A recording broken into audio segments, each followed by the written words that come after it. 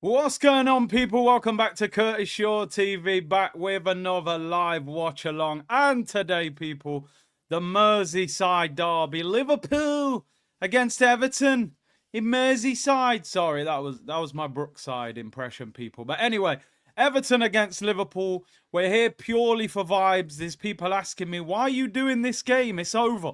The title race doesn't exist. I'm here just for the community, people. Biscuit conversation, hip-hop, NBA, football. I'm here just for vibes, people. Let's be real. I'm not sitting here tonight going crazy thinking, oh my God, if Everton beat Liverpool, we're going to win it. Nah, relax, man. Come on, man. We ain't even got attacking players. So I'm here purely for the vibes. Big up to the community. Appreciate all of your support. Big up to everyone tuning in. We hit 90,000 subscribers today, which was massive. So thank you very much to everyone for supporting, and appreciate everybody who tuned into the stream today, man. It's well, we know there's a lot going off at Arsenal for the wrong reasons. Havertz out for the season, Martinelli 6 weeks, Andy's getting a new contract. But I don't even want to talk about Arsenal for too long today. I'm happy to focus on this game. I think it'll be an exciting game. So big up to everyone in the community. Stay gold. Who is your MVP? If you're talking overall, my favorite basketball player is LeBron James. If you're talking about MVP for this season, it's SGA, man. Shea Gilgeous-Alexander. He's ripped up the place this year, man. But yeah, man, that's where I'm at. Do you know what? There's a lot. I think every single team in the NBA is playing tonight because obviously it's All-Star weekend. So I could be up tonight watching some NBA people. But big up, Kyle said this guy deserves 1 million subs. We'll get there in good time, my friend. Let's get to 100K first. Thoughts on 77? Luka Magic, bro. Come on, madness. That was the most exciting transfer of the season, bigger than the football. Lock it off if Liverpool score. If they get maybe 2-0 up, we lock that off. Lock off that Ras, people. Been here since 10K. Listen, man. It's been a journey. It has been a journey. I can't lie, man. Big up to the OGs who've been here from day one. Big up to the newcomers who've just reached, man. It is what it is. Baby oil. Hey, listen, man. None of that Diddy business, bro. Rockets going all the way. Can't see it. I think there's at least 3 or 4 teams better than them. Big win for the Knicks. Yeah, massive. Cat went mad. 40+ points. I got traded from the Mavs to a Lakers fan. You're on that Luka Magic hype, yeah? I do feel like in basketball, a lot of people follow players more than teams. That's why when you go in the store, all basketball jerseys are turned around. The player, they show you the player. They don't even show you the club, which is mad. Oh, you're Slovenian. Makes sense. Luka Magic, bro. Luka Magic. Dallas. Yeah, AD did look good for the Mavs, but he's injured all the time, man. Every minute that guy's injured. I don't understand why the Mavs traded him. It made no sense. Big Steve, big congrats on 90K road to 100. We'll get there in the end. Hopefully we get there this season. Big up Marcel. He said, I'll take a stinky 1-0 and get out of here. I hate Goodison. Listen, this is the last Merseyside derby at Goodison Park. Obviously, they're moving to a new stadium next season. So there's going to be a lot of emotion tonight in this game for Everton. And I'm sure the atmosphere will be crazy. I mean, Everton are they're not totally out of relegation trouble, really. Although looking at it, they are 9 points clear with a game in hand. So they've probably got enough there to get away with it. Listen, Liverpool, top of the league, the team that Arsenal are chasing, although if we were chasing them, I'd say we've probably tripped over. I was going to say and pulled our hamstring, but considering Saka and Havertz have tore their hamstring and Martinelli's pulled it, is that an appropriate joke? It is. This is the channel, people. We've pulled our hamstring like Havertz and Saka. Listen. Well, it's not exactly much of a chase, is it? It really isn't. But we're here just to see what happens. But Liverpool are where they deserve to be at the end of the day. I don't think anybody expected them to win the league this year. I thought they'd be up there, but I just thought with the adjustment from going to Klopp to Slot, how was Slot going to go? I'll be honest. I had media access for the tour, and obviously I was at the Arsenal-Liverpool game, and I know it was a pre-season friendly, so it's hard to tell because teams often look good in friendlies, but I watched Liverpool in that game and I thought, there's something different about this Liverpool team to Klopp's Liverpool. And that's not taking anything away from Klopp. Klopp is one of the best managers we've seen in the Prem. But I felt with Klopp, they were rock and roll. If they went 2-0 up, they tried to win 4-0. And sometimes they would end up conceding and drawing 2-2. I feel like Slot as that Dutchman, they're much more pragmatic. They want control as well as entertainment. He will win a game 1-0, 2-0 and shut up shop. And I just think that has suited Liverpool a little bit. I really do. And putting Gravenberch into the 6. I mean, I always rated him, to be honest. He came to Liverpool under Klopp, and I'm like, he don't even look that good. Now, you're talking about one of the best midfielders in the league this season. He's been an absolute revelation for Liverpool. So, Slot has had a hell of a season, man. CT Gunner, my favourite streamer, is on. You already know what time it is. Hey, big up yourself, man. Blessings each and every time. Jimmy Butler for the Warriors. Do you think he will make an impact if he can keep fit? And if he can... I suppose at the Heat, he was the man. At Golden State, you're the backup dancer because Steph Curry's the man. So if he humbles himself and he can stay fit, then I reckon he can. I reckon he can. Jumped here from AFTV. This is the best channel. Big up Rastaman Kobe. Big up everyone on AFTV as well. Let's have a look. Oh, Scenic Wenger choose free family Jamaica trip or Kroenke out. Kroenke out, bro. I'll pay for the Jamaica trip. Get Kroenke out. That's priceless. Celtic against Bayern Munich's on. That's not a bad game as well, to be fair. Nah, get the Kroenkes out, man. We'll pay for Jamaica, you know. Big up Wasim. He said, catching up on the earlier stream.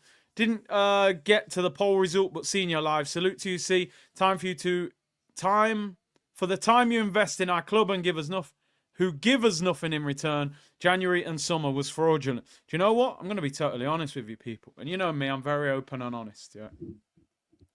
I'm at the point now where I'm like... I'm almost doing things now for the channel, for the community, for the vibes, rather than the club. Emotionally, I'm very, very detached from Arsenal Football Club right now. Very detached. Very detached. You know, like when you've been in a relationship and you're like, listen, sit down, we need to talk. Listen, not going to split up, but I think we need some time apart. Do you know what I mean? We're going to have a break. And then you book Ibiza with the lads. That's where I'm at right now with Arsenal. I need time apart from Arsenal. I'm glad that Arsenal are not playing midweek this week. I'm glad they're not playing midweek next week. I'm glad that it's a 12:30 kickoff this week so I can get it over with and then go about my business for the rest of the Saturday. That is where I'm at with Arsenal Football Club right now. It might sound spoiled because these people going, oh, you're second in the league. You're in the Champions League knockout stage. I'm not bothered. I'm really not bothered. Unless they're lifting silverware, keep me out of the conversation. That's where I'm at, people. Real talk. Forever Gunner, big up Big C, visit India. Come on, you Gunners. I really want Arsenal to go on tour somewhere else. I do like the America trip. I wouldn't mind one, actually. But go somewhere else as well. Go America and then go to Africa. Go to Asia. Go somewhere different so we can, you know what I mean? But now, man, Arsenal, give me some space, man. I need some breathing space. You know what I mean? South London's finest. Big C, the Havertz PR now is injured is diabolical. You'd think it's Sanchez, the revisionism. They'll now make him out to be some sort of world beater. Havertz. Do you know what I mean? Hey, Lawrence, honestly, I'm detached from the situation, but I'm still hanging on, you know. I'm here just in case. bro. You know, Everton go and beat Liverpool tonight. Who knows? But I'm being real. Geordie Tune for Life said, big up, Curtis. His work is top class with some humour along the way. Big up, man. Big up yourself. Big up yourself. Newcastle fan who was probably indulging in our pain last week, but the game is the game. And I understand. Anyway, let's have a look at the table before we kick off this game. We got 3 minutes until kickoff. Come on, you Gunners, you're a legend. You're a real G. He said if you do the stream later, $50 donation. He turned up. Come on, you Gunners. Said, man of my word, big up C. Would have pulled a fits if not for info and entertainment. You are the best YouTuber. This is a real community. Accountability is the best ability. Both in our own lives and with this PR merch club. Big up your damn self, bro. And you're not lying there. I mean, Fitz has disappeared, bro. Fitzjoseph has been in this community for years. And he put that super chat in that day and said, I think he said he's been watching Arsenal like 45 years or 40 years. And he said, I'm done. I'm stepping away. He said it's not good for his health. And I was like, okay, I get it. You're angry. You'll be back tomorrow. We haven't seen him since, bro. These are experienced football fans that have been watching for 40 years stepping away saying, I can't watch this team anymore. It's crazy. It's crazy, bro. Anyway, let's have a quick look at the table. Everton, they're probably going to be safe because I think this bottom three are terrible. Wolves are in the mix, but I think 3 of those bottom 4 will go down. Everton look a bit better under David Moyes. Top of the league. I mean, look, I should be hyped for this game. Oh, if Liverpool lose 6 points, but in my head it's saying Raheem Sterling, Trossard and Nwaneri. And as I said in the earlier stream, people, Raheem Sterling is not even eligible for the game against Chelsea later on in the season. I think it's next month. So he won't even be available. You know what I mean? So it's absolutely crazy. When you look at Liverpool's record, considering they only signed Chiesa, 23 games, 17 wins, 5 draws, 1 defeat. They've scored the most, conceded the least. What more can you say? 8 goals better off than Arsenal. So in reality, I would say they're already 7 points ahead of us. Because when your goal difference is better, you're another point clear anyway. If Liverpool win this game tonight, listen, I think the season's over anyway. But if Liverpool win tonight, it's done and dusted. 14 games to go, 9 points behind, better goal difference. Lock it off. But anyway, we're here for the vibes. Kevin Campbell, former Everton player as well. Kev would have been very invested in this game. So we're doing it for the vibes, people. About to kick off the last ever Merseyside Derby at Goodison Park. We're just here for the footballing moment, people. That's all we're here for. And let's be honest, even if Everton were to do a madness tonight and beat Liverpool, are we really catching them with 6 points and a better goal difference with no attack? Probably not. But we'll see. We'll see. But yeah, big up. Come on, you Gunners. Definitely, man of your word. Appreciate that. 1,000 of you in the chat. Amazing support already. Forever Gunner said, will Arteta play Butler Odeji, who's obviously the young striker? Will he play him? He'd probably have to. What do you do if one of your front three needs to come off? Give him a chance. Let's see what he's made of. Offside there. Diaz is up front. They actually listed it as Gakpo, but it's Diaz. Vegas Gunner said, my son is a teenager, plays for a small local independent team here in Vegas. So it bothers me seeing that scar on Saka, such a young man. Bro, I spoke about it today, man. I said, let's look at this in a serious point of view. You're jeopardizing his career. You've got a deep scar on your hamstring at such a young age. And it feels like it was avoidable. I feel like he's been mismanaged completely by the manager. If I was Saka's parents, I'd be fuming with Arsenal. What are you doing? Like, if he's the face of your club, protect him. Don't keep playing him until he gets injured. But yeah, not good. Definitely not good, man. It just shows sometimes. I've always said in football, man, you're like a piece of meat to these football clubs.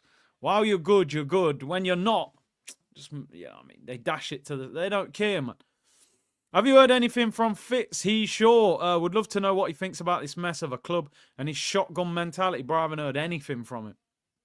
Hopefully he's all right. And Aju said, no point watching Arsenal, not going to catch Arsenal. Well, I'm watching it. I'm purely a football fan at this point, people. I actually really wanted to do the Man City Real Madrid watch along, but I was on AFTV at 7. The show went over because the Havertz news was breaking. I should have still gone on with 15 minutes gone of the game, to be honest. But anyway, let's focus on this game. Let's focus on this game and see what happens. Everton will be hyped. If Liverpool go like 2-0 up, I'm locking it off. I'll lock it off. But we'll see how it goes. We'll see how it goes, people. A piece of Salt Bay to Arteta. Yeah, exactly. You notice this time they didn't put nothing like that out. Last time when we went there, winter break, these man was in restaurants videoing. You know what I mean? Gold steaks. They never put none of that out this time. Is Kobe the GOAT? I always say a GOAT conversation is selective. There's no right or wrong answer. Most people would say Michael Jordan. A lot of people would say LeBron James. A lot of people would say Kobe Bryant.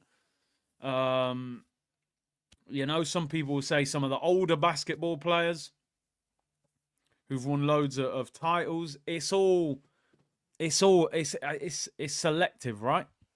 Growing up, I'll be honest with you. Growing up, everyone was Michael Jordan, obviously. Oh, here come Everton on the attack, Paul Cross. When I was growing up, my favourite basketball player was Allen Iverson. That was my favourite basketball player growing up. I don't know if I was just being rebellious because growing up, everyone was Michael Jordan. And I was like, you know, I was an Allen Iverson fan growing up. The cane rose, the diamond earrings. He was kind of the hip-hop basketball player growing up. Of course, how can you not love Michael Jordan? He's unbelievable. But I loved Allen Iverson. And yeah, I say it openly, LeBron's my favourite basketball player. Definitely. I don't know why, to be honest.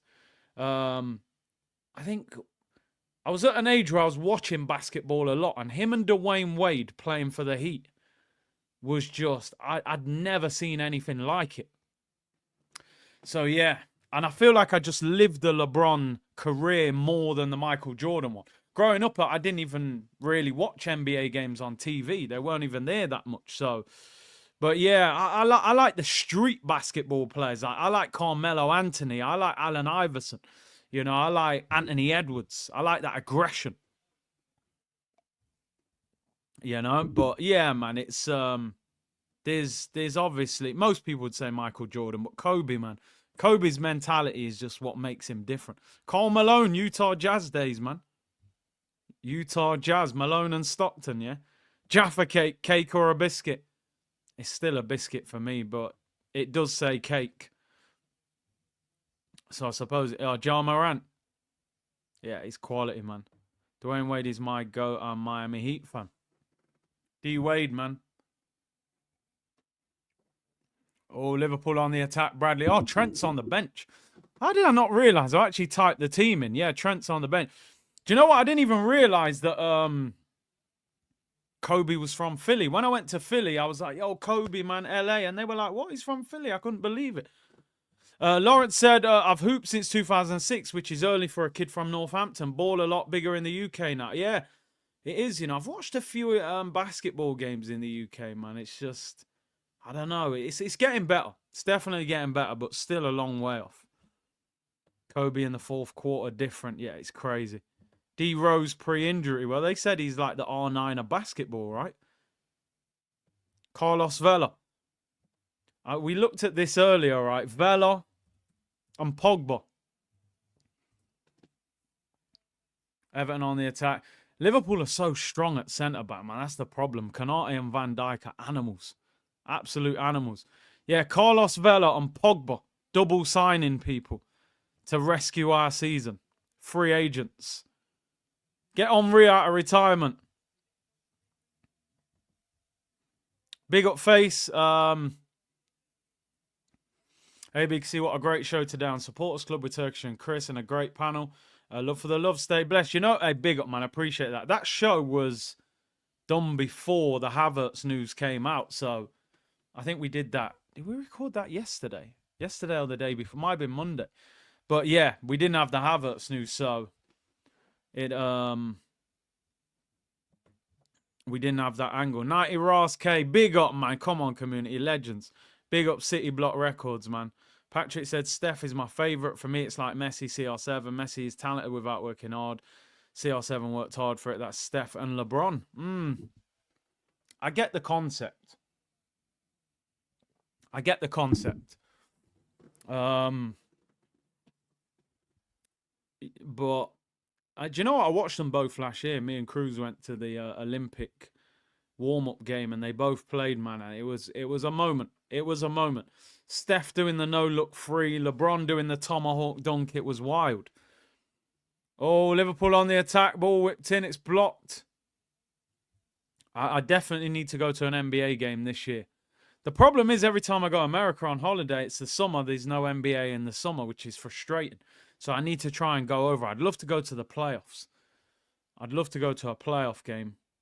Big up Hendon Guna said 800 million plus squandered. Look at the mess Arsenal are in. The incompetence and negligence is bordering on the criminal. Do you know what, bro? And I've said this a few times, Hendon Guna, man. Big up yourself, man. Good to see you back in the comments. This might sound bad, but obviously the aim was to win major trophies.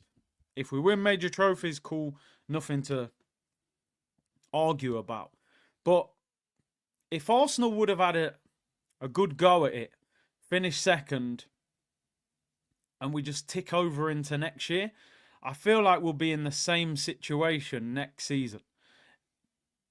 What I mean by that is, if we're going to finish second or third and finish trophyless, I want it to happen in a chaotic manner so that people start understanding that this ownership is nowhere near good enough. Because when you go to the Emirates, a lot of Arsenal fans think that these owners are good owners. Yeah, but they've spent money, blah, blah, blah. So if we'd have just finished second and we didn't have many injuries or a lot of drama, they would have said, yeah, but, you know, we had a decent season. We were just a bit unlucky. But now I feel like they're being exposed. They're being exposed. And the manager's got a massive part to play out in this as well. Because if you go online, a lot of people are letting Arteta off the hook. Oh, they didn't back him in January, blah, blah, blah. But you signed 31 players. Newcastle signed Isak. There ain't no Newcastle fan out there saying, oh my God, desperate for a striker. There's no Man City fan saying desperate for a striker. When you do your business early and you do it properly, you don't have to continue doing it over and over again. So when you sign Alexis Sanchez, guess what? You don't need a left winger for the next 4 or 5 years. When you sign Aubameyang, you don't need a striker for the next 3 or 4 years, unless you're talking about backup. But what Arsenal do, they keep chipping away at these guys. Like, when you look at left back, for example, Arsenal should just be going out there and saying, okay, who's the best left back that we can realistically get? Can we get Nuno Mendes from PSG? Can we get Theo Hernandez from AC Milan? Can we get Alphonso Davies? Or Everton are in. Everton have scored! Everton have scored, Beto! And he's doing the LeBron James celebration. Oh, my days. I'm more hyped that he's doing the LeBron James celebration that Benteke used to do.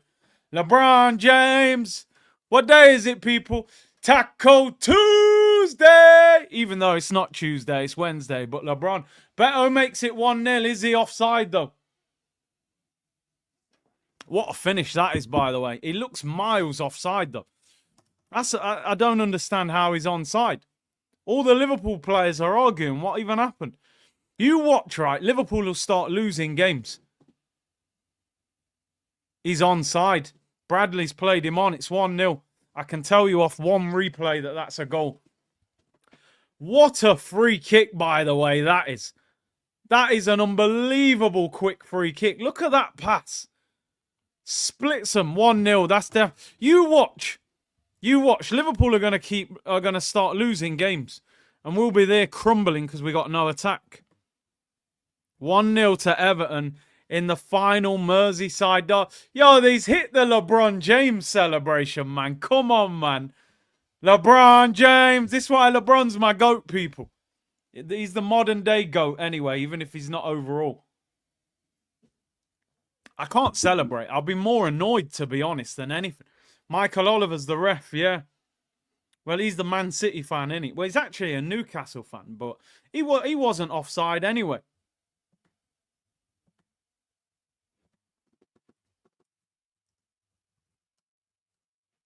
Good goal. And the LeBron. Who was it? Benteke. Well, 1-0, but are we going to be able to capitalise with no attack? Liverpool will still score, I reckon. Beto. Listen, the quick freak. Lebeto, you know. Yeah, Benteke used to do it, didn't he? Benteke always used to do that. Diaz gives away a foul. Julius Irving, a.k.a. Dr. J, the original Michael Jordan. Big up Guna Birdie. The original.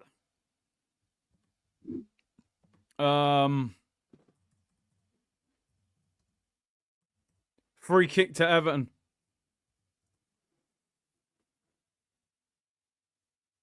I've heard about Julius Irving. He's old school though, isn't he? Like, he's a bit before my time, I can't lie. That what's his name? And Die? He is a player. He is a good player, man. I'd have took him at all.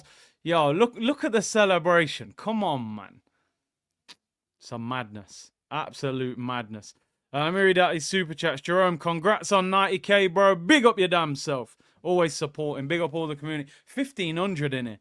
I wasn't even going to do this watch along. If you guys tuned in earlier, I put it down to the community. Yo, big up James B, man. James is locked in. He's milking it, people. He's got a cold. He just wants days off from AFTV. I know what he's doing. I know what you're doing, Jimmy. We all need some time off sometimes. Hi, Robbie. Yeah, I'm in a terrible condition now, mate. Yeah, I've got a really bad cold. I'm not going to be able to make it in.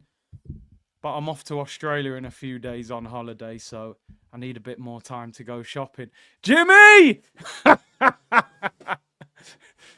James is laughing right now like, oh, damn.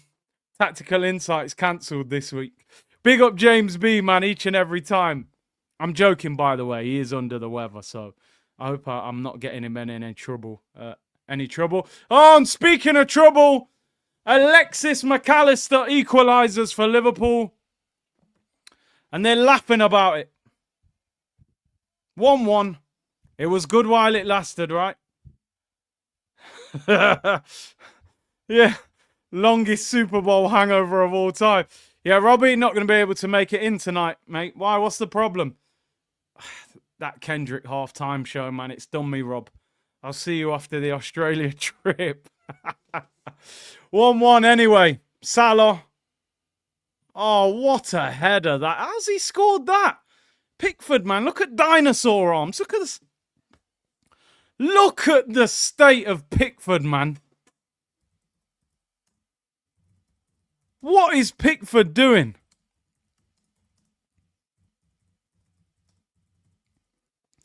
Old T-Rex out of Toy Story, man. 1-1. Game on. McAllister's a baller, man. 35 million. This is what I always say, people. You do your recruitment properly, you don't have to keep doing it. Gravenberch, 35 million. McAllister, 35 million. Marino, 35 million. Look at the difference. Oh, the hopium's over. At 1-0, I was going, right, we'll turn Raheem Sterling back to the Man City Sterling. Trossard will be like Antoine Griezmann in the false nine. And Waneri's going to be the English Lamine Yamal, and we're going to win the title. Now I've realised Trossard was the bench winger from Brighton that they sold for 20-odd million. Raheem Sterling's playing like Vibes Cartel.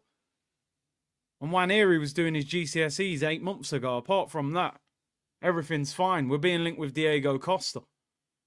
It's crazy. You know, like I said this earlier, you know when you go on Football Manager and you think, right, I'm going to challenge myself. I'm going to do one of the relegation-threatened teams. And they've got no money to spend. And you have to go on the filters on the transfer market. And you're like, you know what, man? I'm going to have to sign free agents. I got no money to spend. And you're looking at who's out of contract like, right, can he just do me a job until the summer? This is Arsenal doing this. You're meant to do this when you're like the Southampton manager on Football Manager. And you're like, shall I just take Vela till the end of the season? Shall I offer Pogba a 1-year deal? I got this big Arsenal account saying we should bring Vela back. Vela, you know. Carabao Cup chipped the goalkeeper Carlos Vela.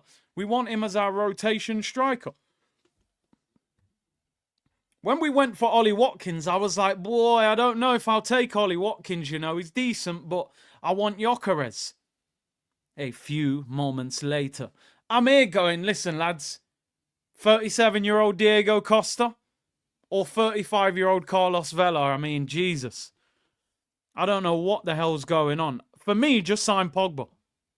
Just sign Pogba. I actually would sign Pogba. Do you know why? It'd be amazing for content. I told you, I'm in a selfish zone at the moment when it comes to Arsenal. Pogba would be amazing for content. So give me Pogba till the end of the season at Arsenal. But Arteta wouldn't go anywhere near Pogba. He's way too flash. He's scared of players like that. Somebody was saying this the other day, you know, Arteta doesn't want French players, just fake rumours when we are linked to them. People forget when he left Saliba off the roster. How many French players have we got? Is Saliba the only one? A few people have said this to me before, and I'm like, what? Is there really anything in that? Man said, yo, Arteta don't like French players. I'm like, why though? Is Saliba the only French player at Arsenal? I actually can't think who else we've got. If this game runs out of... if Liverpool score, man, I might go Celtic Bayern Munich on the other side. Saliba's the only one. Rank these teams. Milano 5, Invincibles, Barca 15.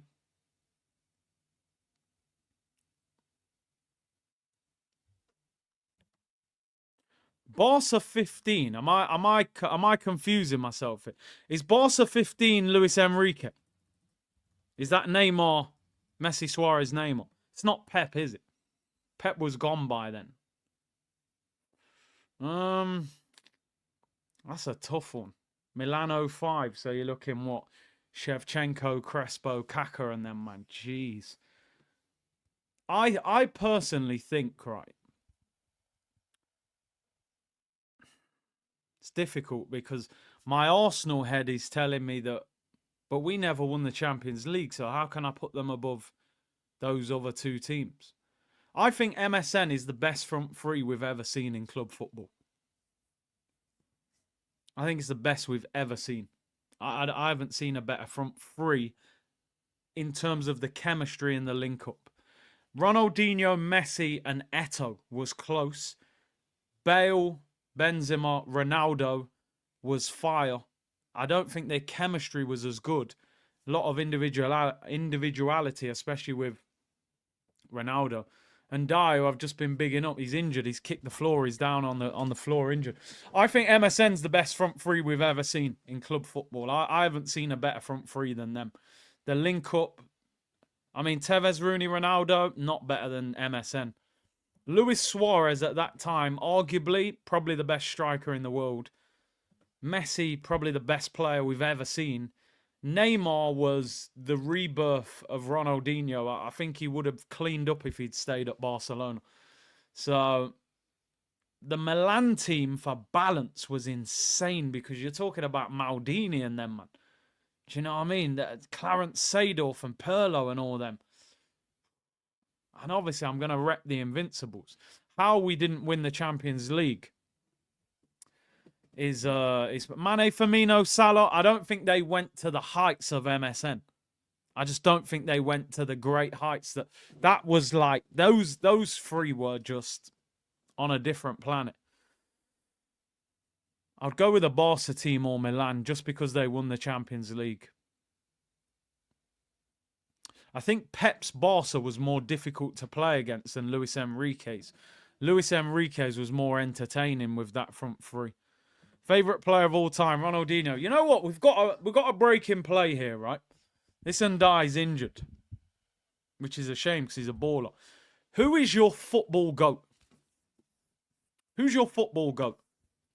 In terms of your personal favourite. Not necessarily who you think is the greatest. Who's your favourite football player? Like, my favourite football player is R9 Ronaldo. I don't necessarily think he's the GOAT. I think Messi's the GOAT. But R9 was always my favourite. He's the best player I've ever watched on a football pitch. Closely followed by Ronaldinho for me. Ronaldinho is the most entertaining footballer I've ever seen. Who's your GOATs, people? Ronaldinho, Messi, Zidane, Ozil.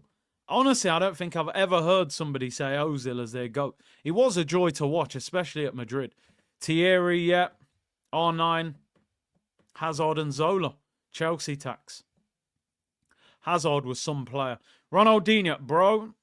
Ronaldinho with the white and gold boots. Volleying the ball against the crossbar. That video can't be real. I think that was the first YouTube video to get 1 million views. Henry is the reason I started watching Arsenal and football. I don't know if that's a good thing or a bad thing. He's made us Arsenal fans now. Look at the state of us. Ronaldinho. Oh, and Ndai's coming off. Yep, Liverpool are winning this. He's in tears by the look of it. He's in tears. He's gone to kick the ball. As he's drawn his leg back, he's caught the Liverpool player. And then he's kicked the floor. Oh, he's limping heavy. He's in tears, man. Bad injury. I don't know what that could be. It could be his knee. It could be his ankle. He's basically side-footed the floor and jarred his leg. He's in tears, man. Sad to see. Oh, man. Any hope of Liverpool losing could be going out the window. Roberto Baggio is so underrated because people think about him more missing that penalty in the 94. He is an unbelievable player. I can honestly say growing up, depending on your age group, but Serie A was just the league, wasn't it? There was a good 10-year period that Serie A was just on another level. James Richardson with the ice cream on the table and the newspaper. Unbelievable. Buffon and all them. Raul, I'm a Schalke fan. Yeah, he went there after Madrid, didn't he? Arsenal because of Henry. Football because of Ronaldinho. Trezeguet was a baller. Socrates, old school Brazilian. Hadji, player. Georgie Hadji, man. Someone said Havertz, definitely trolling. He was good at Leverkusen. Zidane and Bergkamp, you like the artists, right, Steve? And he said, Adriano, listen, the ultimate pro evolution legend. 99 shot power. Recoba as well. Alvaro Recoba. Left foot, that cultured left foot, man. Inter Milan on Pro Evo back in the day. Obafemi Martins, Adriano and Recoba. Game's back underway, by the way. DJ said, I've never seen a better 10 than Ozil. Fair. Pele is the GOAT. Unbelievable. I did watch the Super Bowl. I did. And it was all right. I wanted the Eagles to win. Just because I've been to Philly, I had a great time there. Edgar Davids. Decore shoots blocked. Edgar Davids, yeah, top player, but I pocketed him, so I don't rate him anymore. No, I wouldn't say I pocketed him, but I definitely outran him. That's my claim to fame, people. I outran Edgar Davids, although he was about 36 at the time. And I was about 20 odd years of age, early 20s, so sorry to be wrong, Henri, Cordoba, Zanetti, Lucio, Kivu, Samuel, Maicon. Oh, brick wall. Free kick to Everton. I'm not even really talking about the game, am I? But, you know, I'll get into these super chats. So we read that one. Yeah, we read that. Arteta should be sacked purely for not buying players when we were short in Jan. He kept playing the same front three as injured players by overplaying them. He has blood on his hands. He does. He has overplayed them. My point is, people, Ball whipped in, headed away. My point is, if we made a £40 million offer for Ollie Watkins, if that was genuine, where's that money gone? If they sit down with Mikel and go, right, we're going to make a £40 million offer for Ollie Watkins. If that's a genuine offer, once that Ollie Watkins offer gets rejected, what happened to that 40 million? What happened to it? Why did we not use the 40 million and go, okay, didn't get Watkins, but there's 40 million in the kitty. What do you want to do? Okay, we can't get Sesko. We can't afford Osimhen. We can't afford Gyökeres. What I don't understand, looking at it logically, why did we not sign Asensio on loan? When Arteta said he's good friends with Luis Enrique, Asensio would have been a very good signing for Arsenal on loan. Why did we not get Matisse Tell on loan? Why did we not go for Santiago Jimenez from Feyenoord? He cost £29 million. He's 23 years of age. For 29 million, you don't have to be the main striker. We could sign Santiago Jimenez and bench him next season. It's 29 million quid. We paid more for Fabio Vieira, who's out on loan. So the problem is that they're out of excuses. It's got so bad, Robbie's angry at the moment. I seen Robbie's video today. I said, crucial Robbie's back. Even he's had enough. Because doing transfer daily for 31 days and not signing no one, you know what I'm saying? That ain't easy, people. It's neglect at this point. You've neglected your business. But they're not bothered because if the Champions League money turns up, they're good. They'll go again. Yeah, of course. I like that one. Gerard, do you reckon Ipswich will come straight back up? It's always difficult to say, isn't it? I mean, you look at Luton Town. They were decent in the Prem last year. They put up a real good fight of it. They get relegated, you're thinking they won't lose many players. They're good at home. They'll probably come straight back up. They're in a relegation battle to go League One. So you just don't know the knock-on effect what relegation will have on you. Ipswich play good football. But then you would imagine they'll lose players like Delap. George Best, hands down. Yeah, George Best, man. Hell of a player. Hell of a player. Georgie Best. Why always me said my personal, Ronaldinho, Kaká, Luka Modric. Listen, can't argue with, they're all absolute legends of the game. Kaká was incredible at Milan. Just used to drift past people. Throwing to Liverpool. Raul is your GOAT Schalke fan? Yeah, I mean, that must have been some signing getting Raul there. It won't be cinematic, said Ronaldinho in the goal total night is missed players that had freedom to express themselves.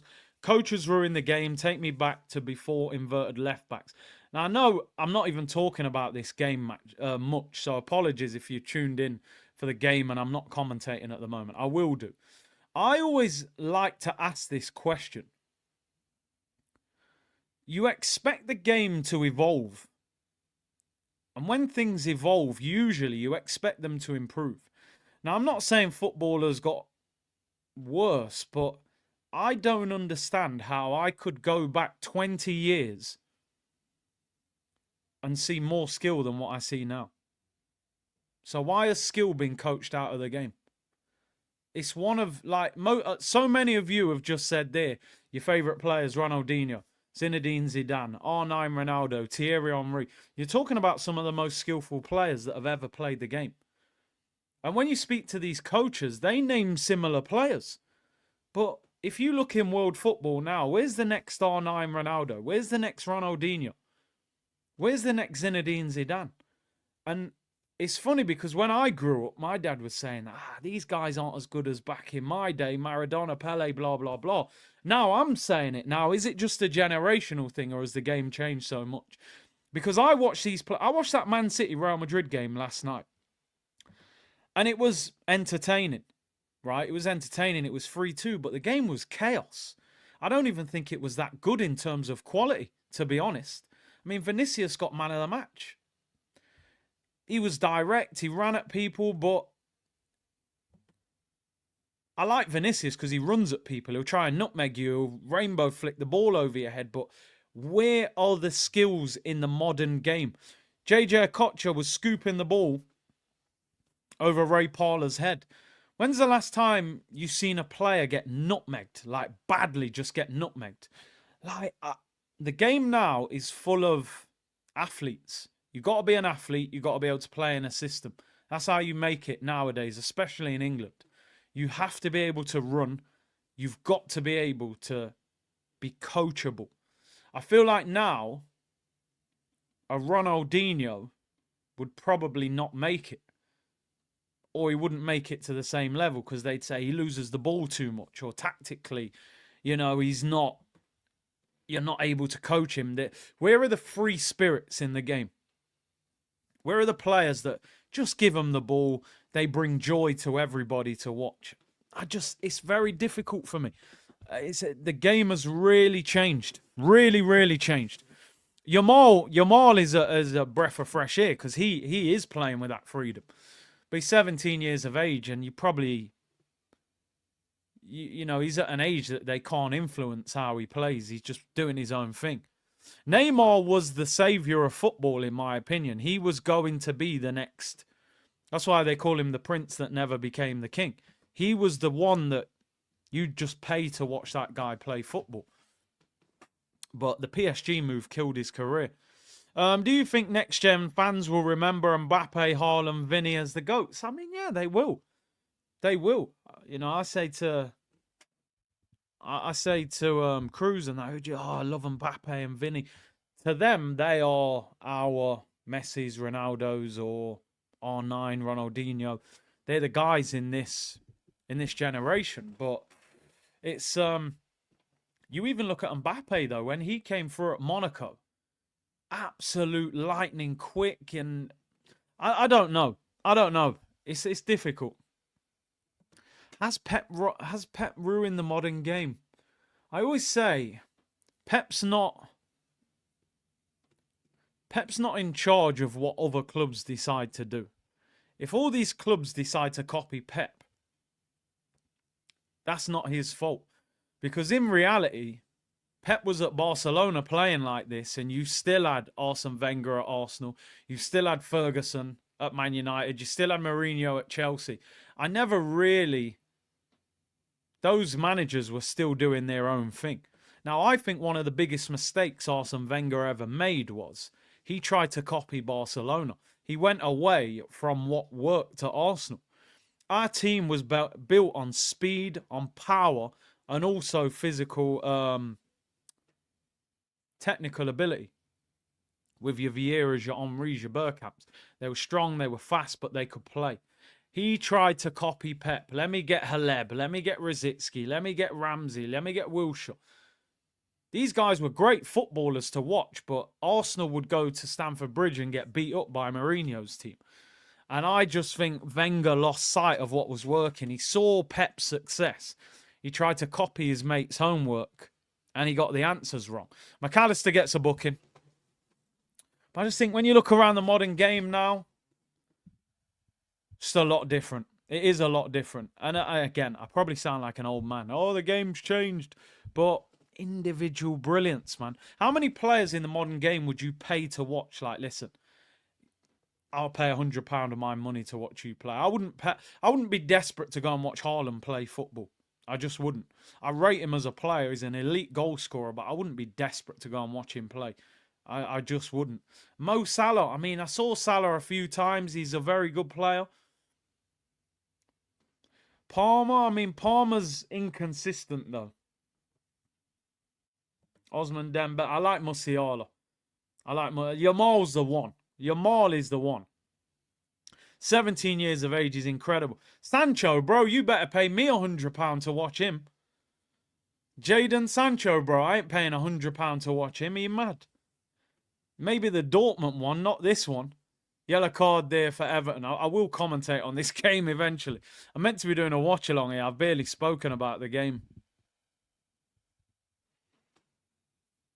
That's a cynical foul. Yellow card. Idrissa. But I don't blame the players. It's the coaching. It's the systems, you know. It's not actually the players' fault. Some of these guys are probably capable of doing it. Richard said, big up Curtis, congrats on 90k. Can you give us a rundown of the clubs you played for? Best player you played with and against? I'd be here for a while. I need to make a... Mansfield was my favourite club to play for. Big stadium, decent fan base, best ground played at. Probably Nottingham Forest, Sheffield Wednesday. Liked Hillsborough, big stadium, big fan.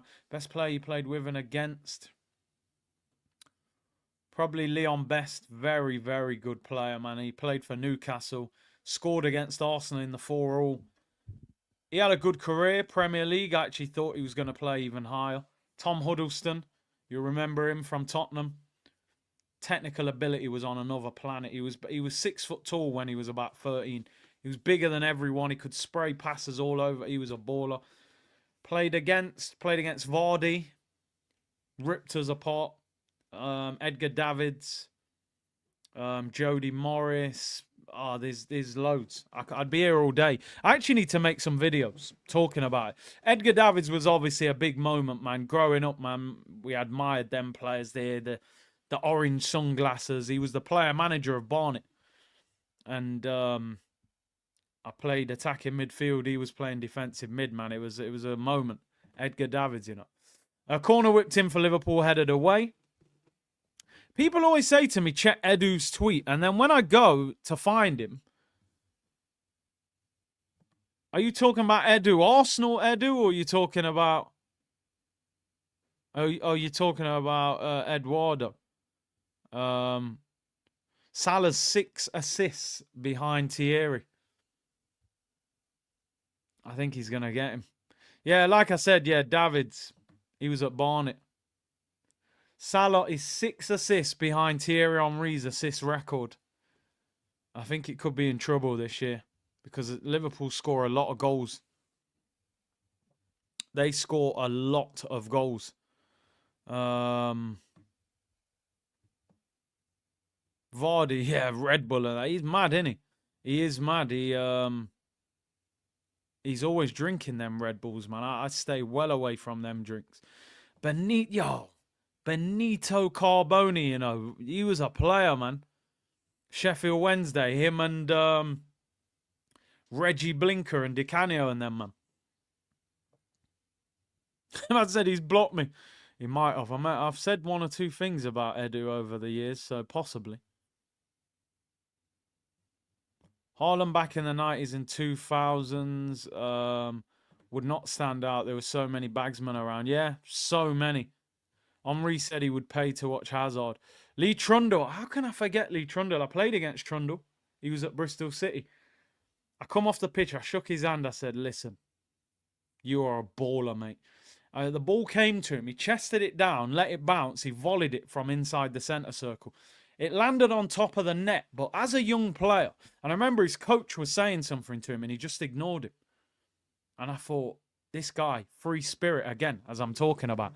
2 guy at Blackburn, them man there, Morgan Gamps Pedersen. I'm sounding like Premier League years here, aren't I? Swansea City settings, Michu and them, man. Jean-Pierre Papin and Zanetti. Zanetti was serious. Papin, I didn't see much of him, but obviously know he was a top player, man. Big up to you, Ali. Richard said, Birmingham scored on Newcastle after 1 minute. Yeah, and we couldn't score against them in 3 games, but... Conan said, start bench drop. Bellingham, Pedri, Wirtz. I'll be honest. Oh, Liverpool on the attack. Pedri is one of my favourite midfielders. I think he's amazing. Florian Wirtz, very good, but... Leverkusen, attacking midfielder. I remember Havertz doing numbers there as well. Jude is like a workhorse who's so clutch. Like, when you watch Jude Bellingham, it's like he never stops running. He's got a great work rate. He's strong. He's not overly like exciting to watch, but he's so clutch. I'm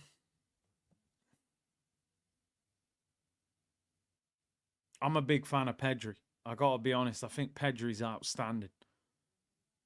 I'll probably go Pedri. Jude on the bench to get me a clutch goal. Wirtz out the squad. Bundesliga tax. It won't be cinematic. Said you're right. Players are worse. Compare Haaland to R9, Mbappe to Henry, etc. Players just seem to kick and run. Bro, I'm a big fan of Kylian Mbappe, but I've watched him a few times for Madrid this season. I'm like, listen, don't ever put this guy's name near Thierry Henry ever again. Don't even. I don't care if he wins more than him. I'm not interested. Yeah, fill up Thierry Henry's water bottle for him, mate. He's on a whole nother level to that guy. I don't give a damn. Mbappe's a world-class player. Thierry Henry is an absolute icon. He's at the top table of the game. But, you know. Oh, Everton whipped in. Flicked on. Goes out for a goal kick. Well, the one thing I will say, do you know the only thing I will say to defend strikers, especially a little bit? Back in the day, everyone played 4-4-2. So 2 strikers against 2 centre-backs. Bergkamp and Henry. Cole and York. Viduka and Hasselbank. Everybody played in a 2. So effectively, you would get more time and space because you would occupy both centre-backs. Nowadays, everyone plays 4-3-3. So effectively, that striker has to go up against 2 centre-backs. Now, that does make a big difference. So at the same time, you do have to respect what these strikers are dealing with at times. Could Henry, if Henry was playing in the modern game, he would probably play on the left of a front 3. He probably wouldn't even play as the central striker, occupying 2 centre-backs. So he would probably play where Mane was playing for Liverpool. So the game has changed. It is difficult for strikers. A big up a kid. Well, Drogba, for me, changed the game in this country. Because Drogba was that striker that said, what, 2 centre-backs? I'll bully both of you.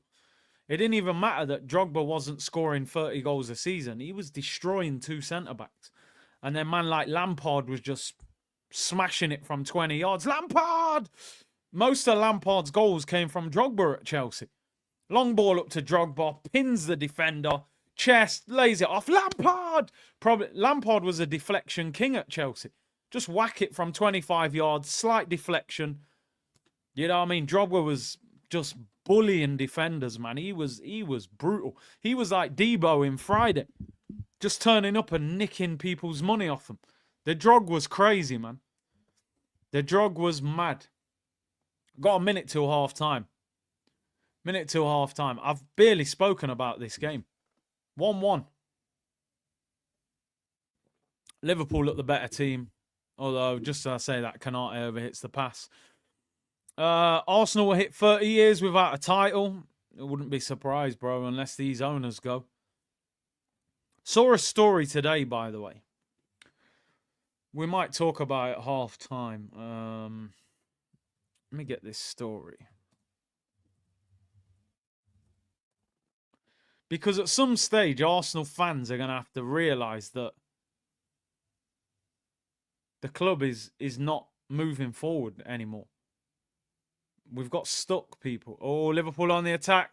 Cleared by Everton. Everton are scrambling now. Everton are scrambling. We'll get this story up at half time. Ball whipped in, headed away. Liverpool dominating. Oh, there's 5 minutes added on, actually. Yo, Big C, best Arsenal content. We love you. Big up, bro.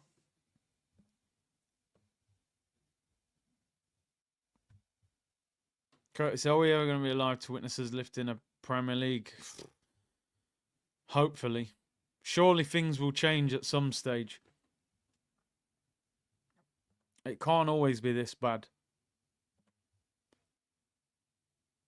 Blocked by Branthwaite. Branthwaite's a decent player, by the way. You know, I think he'll go to a big club. Left-footed, calm on the ball. Yellow card there for Connor Bradley. Clatters Mikalenko there. Trent's on the bench. Richard said, I'm sorry, but Haaland would have absolutely smashed in the early mid-2000s more direct on his 50,000 recycling. Maybe, because he plays for a team that keeps the ball quite slow at times, getting it forward. Brio said, don't want to see a donkey at the zoo, but not Arsenal. We ain't going to see our donkey anywhere, mate. He's out for 4 months. Cormac, Curtis, you and Potsy plus Robbie front 3 Saturday. Why not? We'll use Robbie as the target man. I'll Play on the left, Potsy on the right. Brio, Trossard, false 9. False hope, maybe. Still hoping. I think we'll win on Saturday, but we're going to run out of steam eventually. Sterling can't play against Chelsea, so who plays left wing? Tierney? Calafiori? Lewis Skelly? Skelly is a midfielder. Oh, Bradley gets clattered there. Liverpool asking for a red. He's given a yellow. Decore nails him there. Studs up. It's getting feisty, people. It's getting feisty. The motivation for this game is low, even if Everton win. Bro, I'm here for vibes, bro. I'm here purely for vibes, people. And I did read that one. Big up to come on, you Gunners. I'm here purely for vibes. I told you this. I put the poll out earlier. I said, you guys decide. If you're going to tune in, I will do it. If you're not, I won't go anywhere near it.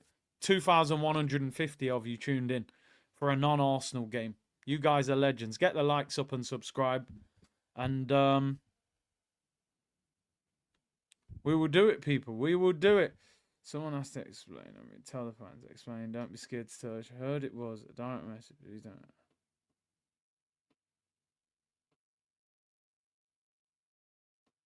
Wow.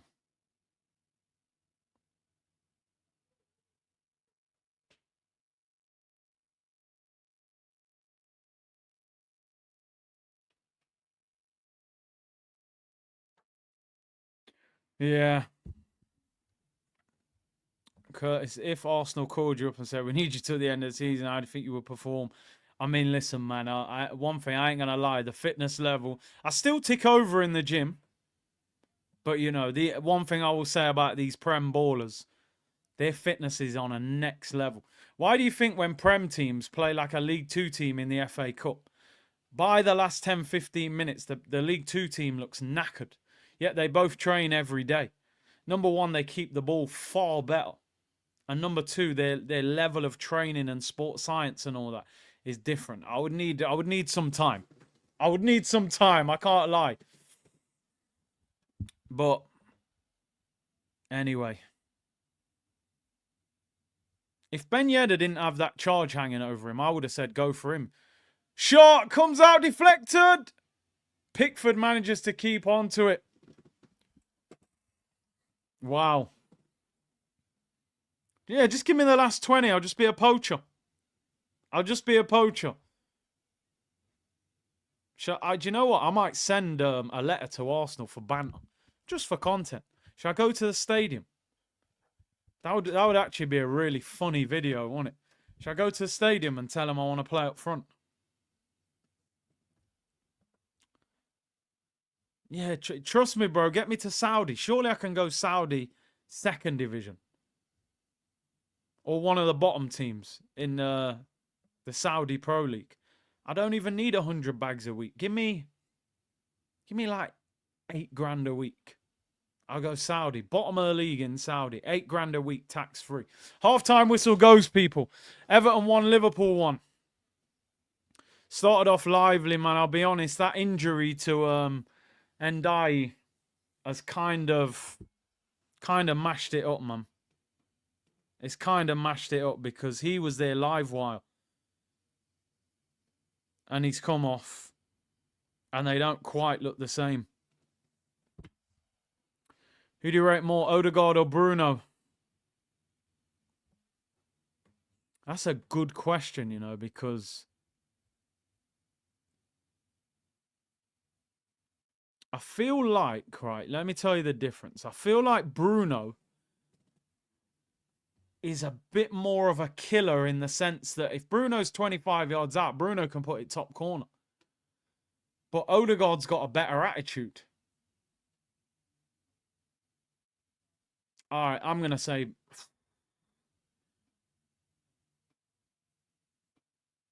I think Bruno.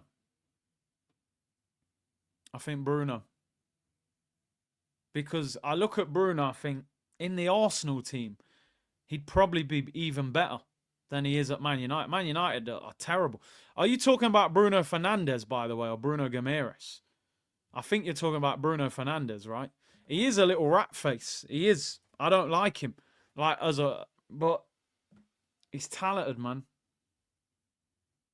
2021, 18 goals, 12 assists. I think in a better team, you would have seen a better player. His talent's undeniable. His talent's undeniable, man. I speak to Balassi. When Balassi was at Sporting with him, he said the guy's unbelievable. I think United have just suffocated him. No, honestly, bro. Honestly. I'm a big fan of Odegaard as a talent. He goes missing too much. He can't shoot either. He can't shoot. And he's not even up for the battle. He ain't up for no battle. You'll never see Odegaard get sent off. And trust me, I'm not even a big fan of Bruno Fernandes, but you give Bruno time and space, it's going top bins from 25 yards, bro. You give Odegaard time and space, the ball's going to bounce 3 times. Ray Curtis up, bro, honestly.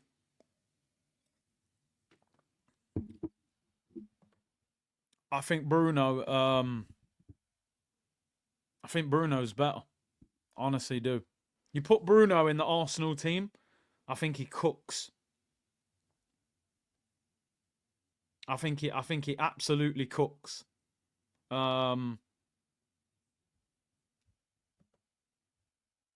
He's had far bigger moments. He's had a far better career as well. I know he's a lot older, but look at some of this guy's seasons, bro. Sporting Lisbon, he scored 20 goals and got 13 assists. 18 goals at Man United, 10 goals the following season, 10 goals again, 8 assists, 12 assists.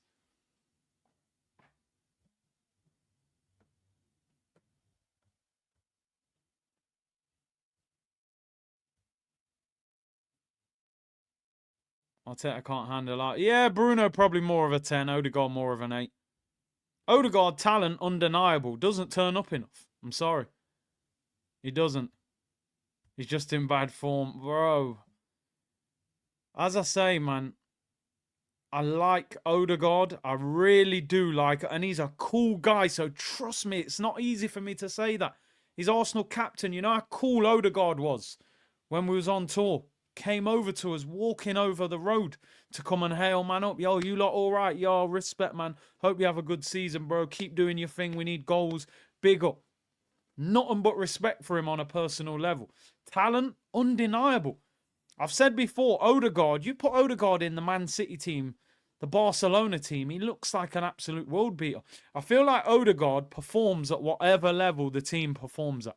If we have a great team performance, Odegaard will play well. If we have a bad team performance, he's going to sink with the rest of the team. And that, for me, is what doesn't put him above Bruno Fernandes. He just doesn't. I think Bruno's ahead of him. Now, who's to say Odegaard can't end up playing in a situation where we go, he's better than him? But not for me. Now, I want to show you this story, people. I don't know how much reality needs to set in before talk about the story. No, basically, as I said, the team trained in Philly. We came out the stadium. We were waiting for an Uber across the road. We had our backs to the players. So they're walking out of the stadium and they're going left towards the training pitches. We're on the right at the end of the road, probably only about 40 yards away, waiting for the Uber.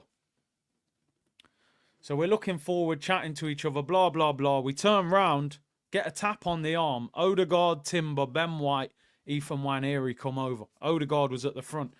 He's like, yo, man, good to see you guys. Appreciate the support, blah, blah, blah. Came over. We shook hands with him. Yo, good luck for the season, bro. You know what I mean? Keep doing your things. Captain, you know what I'm saying? Ben White cracked a little joke. I said, what? Now Southgate's gone. You're going to be back in the England squad? He was like, oh, maybe, man. Who knows? Nwaneri, I was like, yo, bro, it's your time this season. Timber was very quiet and withdrawn. I don't know if he speaks good English. I'm not sure. He was very, very quiet. I just said, yeah, man, you cool? He said, yeah, man. And he didn't really say a lot.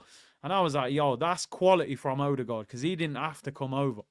It was out of his way to come over and he just wanted to hail, man. So trust me, people. On a personal level, Odegaard, and I respect the guy as a player. And Ish, even the same thing. And I said this when I came back. I said, you know, out of the Arsenal players, Havertz was one of the, most interactive Arsenal players. Kai Havertz, cracking jokes. I said, yo, 20 goals this year. He said, hey, man, hopefully. And then he was, again, but as I always say, people, I'm a football fan. I'm an Arsenal fan. You can be a cool guy, but if you're rubbish or you're not good enough, what can I do? What can I do, people? Yeah, he's a cool guy. Yeah, but is he good enough? Well, maybe not. Okay. What am I going to do? Say, oh, Havertz, man, what a player because he's a cool guy when I see him. This is Arsenal, bro. You know what I mean? This ain't college. You're not here to do an apprenticeship. Bruno plays with no striker. He'd have more assists. Bruno would cook in Arsenal's team, I think. I think he would cook in our team. We need 1,500 likes, 2.5K in the chat. Big up your damn selves. I want to read this story out to you. Remember that old school song, people? Back to life, back to reality. I don't know how much reality Arsenal fans need before they realise we've got a problem.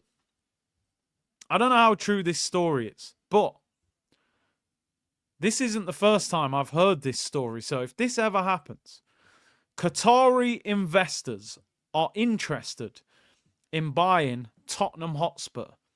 They want control of Spurs, but the proposed takeover could take the form of a phased buyout, which realistically means they buy part of the club, stay for a little bit with the same ownership, and then buy them out eventually. Tottenham have been the subject of long-standing interest from potential investors in America and the Middle East, but no one has met the 3.75 billion valuation.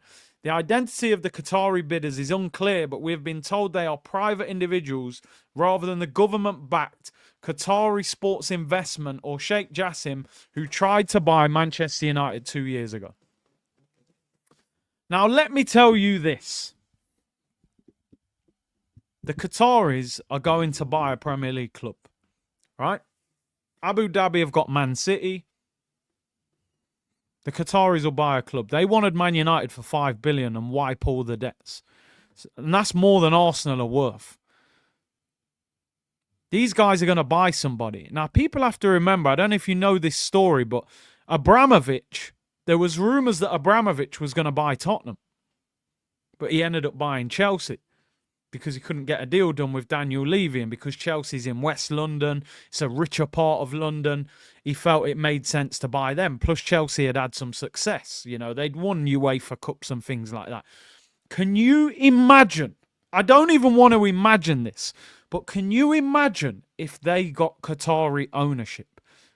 Now, people won't want to hear this, but they've probably got the best stadium in the country. I call it the Toilet Bowl, but there's a reason Kendrick, Beyonce, and all them lot go to their stadium, right? Because it's brand new, it's modern, and their training ground. If you've ever seen their training ground, it's up there top 2 or 3 in the country as well. So the infrastructure is there. They don't have the success, the players, the investment from the ownership. Can you imagine if they became the next financial powerhouse in this country? And we're sitting here going, you know, well, the Kroenkes, they have tried to back Arteta, blah, blah, blah, blah, blah. It's absolutely crazy what is going on at this football club. The Qataris want to buy a club. Can you imagine how much they would want to buy Arsenal? But they'll go for the club that is potentially available. And we know Daniel Levy's under pressure. This is in The Guardian, bro. This is in The Guardian. Guardian Sport. I mean, how true is it? We don't know. But I'm telling you now, people, we've got to get rid of the ownership. Trust me. I know some people say, yeah, but they backed Arteta. It's not enough. It's not enough. Dun, dun, dun. It's not enough. We have no serious sporting director. We have a manager that is learning on the job, that has ran our front three into the ground. When have you, in all your years of being an Arsenal fan or any football fan, when have you seen your whole front three do their hamstrings in the same season? When has that ever happened? Saka tears his hamstring. Havertz tears his hamstring. Martinelli pulls his hamstring. That is unbelievable. In one season. All 3 of them. So you've got no sporting director, a manager that's ruining players, and an ownership that didn't buy a player when we were absolutely desperate. And then you've got Tim Lewis, who's a money man, who's been employed by the Cronkies, who's saying, we'll only pay 40 for Ollie Watkins. He's not worth more than that because he's 29 and there's no sell-on value. Rather than saying, do you know what? There's a lot of risk involved. Because realistically, let's be honest, right? Villa needed money for PSR. If we'd have turned up with 50 million, you're at a very good starting point. They want 60, we offer 50. We might meet at 55 million and get the job done. We turn up at 40, embarrass ourselves, irritate Villa, who are thinking, we approached you and offered you a deal, and now you've lowballed and offered 40 million. And then Saudi have gone, yeah, no messing around. We've heard Arsenal are being linked with Ollie Watkins. Just go and buy Duran. 74 million, no messing about. 350 grand a week, done. And we're left in the lurch. It's absolutely crazy. It really is. It's beyond belief. This season is one of the craziest seasons I've ever seen as an Arsenal fan in my life. It's one of the craziest. It's one of the craziest. Trophies wide open to go and win this season. City fall off that you will never see happen again. Pep will be back next year with City in full effect. They'll probably drop 200 million in the summer. And we have just stood still and done nothing and turned up with the same squad. LeBron made it to the finals for almost a decade. That in itself, crazy accomplishment. Let's get LeBron. Let's trade LeBron, put him up front. 6'10" in he or something, 6'8". IBN, Curtis, now that Jackson is injured, what if Chelsea recall Sterling to play false 9 if they got rid of Felix? Peak settings. Oh, I wonder if there is a recall clause in the loan. Probably not. Most big clubs wouldn't agree to that. But hey, big up to you. Salt and Pepe, just seen the Havertz news. Watched every one of your vids since the mobile phone days. But I'll be taking a break from Arsenal. Season thrown away. Them messages are quite sad when people say that. When Fitz said it and now you're saying it. But I understand it. I totally get it. I totally get it. Because what motivated... We play Leicester on Saturday. I'm not hyped for that game. I'm looking forward to that game finishing so I can go about my business on a Saturday. 12:30 kickoff, 1:15 half time, 15-minute break, start again 1:30, done by 2:15, fan cam till 2:30. Job done. Game over. See you the following Saturday. That's how I'm thinking about Arsenal right now. Real talk. I'm going to start doing more neutral watch-alongs just so I don't have to concentrate too much on Arsenal. I'm being totally serious. I'm going to mop up the content for the channel and for the vibes. But Arsenal, they can take a back seat right now. Richard, clubs can't moan about the amount of football they have to play and then go jetting across to America, playing 3 games a week before the season starts. Exactly. All money related, mate. All money related. You're having these grueling tours. Then you're coming back, Emirates Cup. You know what I mean? All these pre-season games to make money. And then, oh, there's too much football. But you can have 25 players in your squad, so build a decent squad. And then you can rotate players. But when your squad isn't good enough and your backup's not good enough, it's not going to work, is it? It's not going to work, people. Second half about to kick off. Liverpool underway. The final 45 minutes of the last ever Merseyside Derby at Goodison Park before they move to a new stadium next season. I think it's a 60,000 stadium. Everton do have a big fan base, though. They are on the attack. Shot block goes out for a throw-in. Bring the Qataris to the carpet. Bro, the Cronkies will probably reject the offer.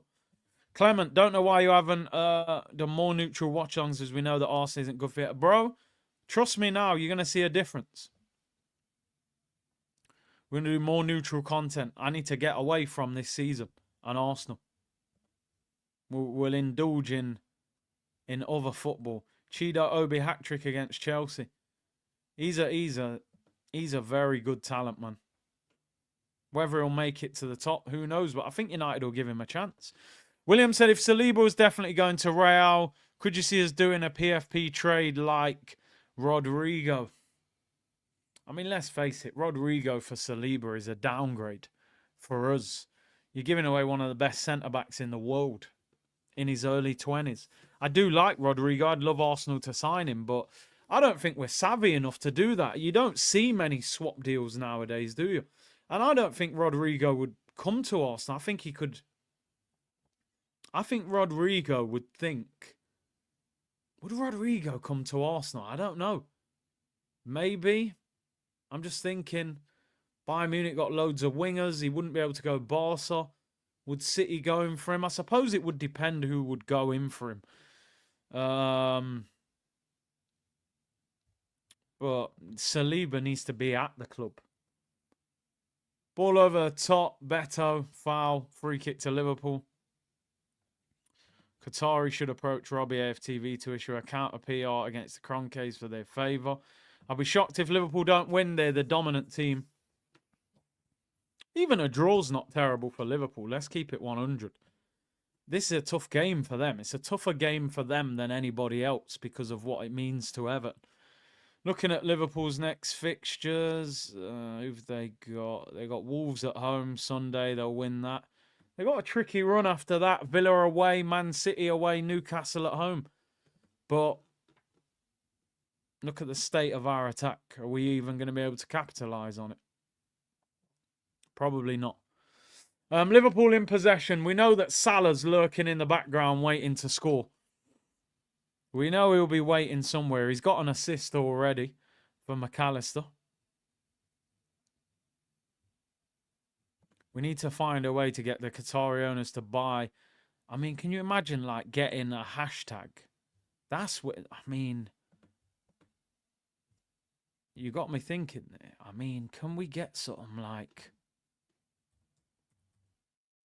we need Qatari to buy Arsenal. Don't buy Tottenham. You're wasting your time there.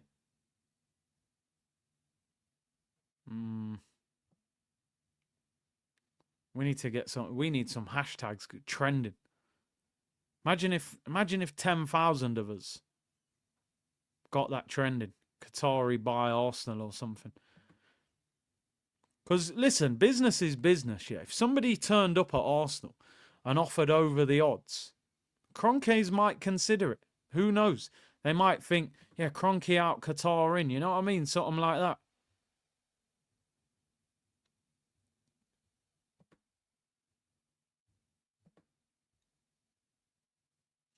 Premier League is gone after Chelsea take over.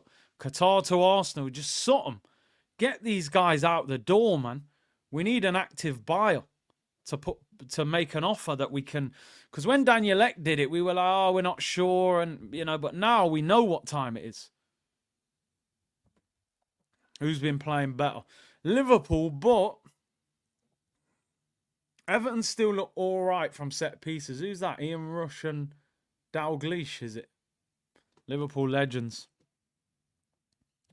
Dangote, yeah, I think he just used Arsenal for publicity, man. Cronkies ain't selling. You don't think so?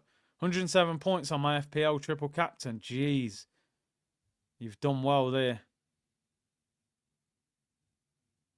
Kroenke should go to Dubai. Sell the team. Emirates of Dubai doesn't own a club yet. Oh. You'd think one of these guys, man, just buy Arsenal off them. I can see you saying the same thing in 10 years, Big C. Arteta will be managing Barcelona and then having a laugh. Bro, he'll be managing Real Mallorca. He won't be at Barcelona. The problem is Kroenke won the Super Bowl using this formula. They think it works, and it does. That's the horrible thing. He has Arsenal to get Champions League football, and then his NFL and basketball team are his priority. We get him the Champions League money. He doesn't have to put no time or effort into it.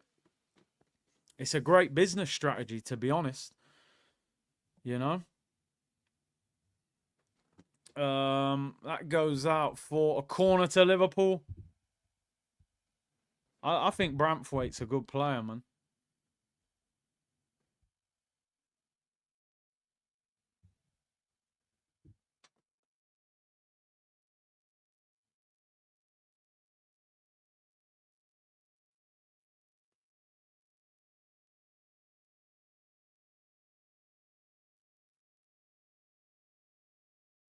Do you know what's actually crazy? I don't know if people are making this up, but they're trying to run with this Carlos Vela. I was actually joking about it. But people are saying Carlos Vela to Arsenal. You got to be winding me up. Now, there's no sponsor today, people. No sponsor. I think the sponsors, because I don't do that many neutral watch-alongs, they always say, oh, we want the Arsenal watch-along, because they probably don't know how it's going to do. But, yo, 2,450 in the chat. Some people don't get that for Arsenal watch-alongs, people. So, Big C, my uncle has shares in my city. That's mad. Mate, our season is done, Big C. Even if Liverpool lose, we don't have enough bodies to compete in the Champions League and the Prem. 100%. Super chatters are the sponsors. Exactly. Big up your damn selves. Vela right wing, Perez striker, Deulofeu left wing. Get Pogba in the 10. Carlos Vela as the substitute striker. And Ryan Kent as the backup winger. Crazy.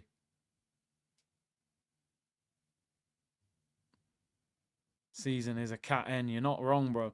The car's a mess. Can Everton... Listen, even if Everton win this game, it means very little. And I'm not sure they will win this game. That's a foul, surely. What is he doing there? Listen, there's no point even hyping up. There's no point even hyping up, even if Everton get something.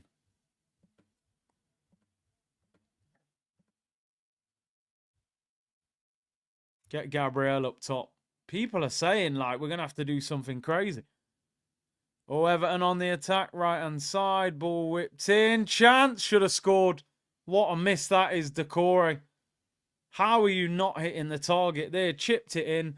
Running onto it. It's a terrible header. Unmarked, bro. What? I don't know why he's gone that side. He's put it about 4 yards wide. Does he not know where the goal is there? What a chance. How has he missed that? Marino up front, do you reckon? Would he put Marino up front? Just use him as a battering ram up front. Not that he's that physical. He's on the floor rolling around most of the time. We'd have to drop to 5th for Kroenke to sell. Probably. Miles Lewis Skelly left wing, Calafiore left. But I just turned over at half time, man, for that Champions League game. Celtic against Bayern Munich. Oh, it was 0-0. The Celtic goal got this. Oh, here come Bayern. Oh, look at that goal. Just that turnover. Elise. Baller. Vieira told us we should have signed him, but we don't need him. Just that turnover. Elise near post, top bins. What a goal that is. I think I'm watching the wrong game. Michael Elise bags for Bayern. Great finish as well. He's a baller, man. Giroud replaced Vela at LAFC. Do you know what? Oh, Everton on the attack. Pass. Nah, drags it wide.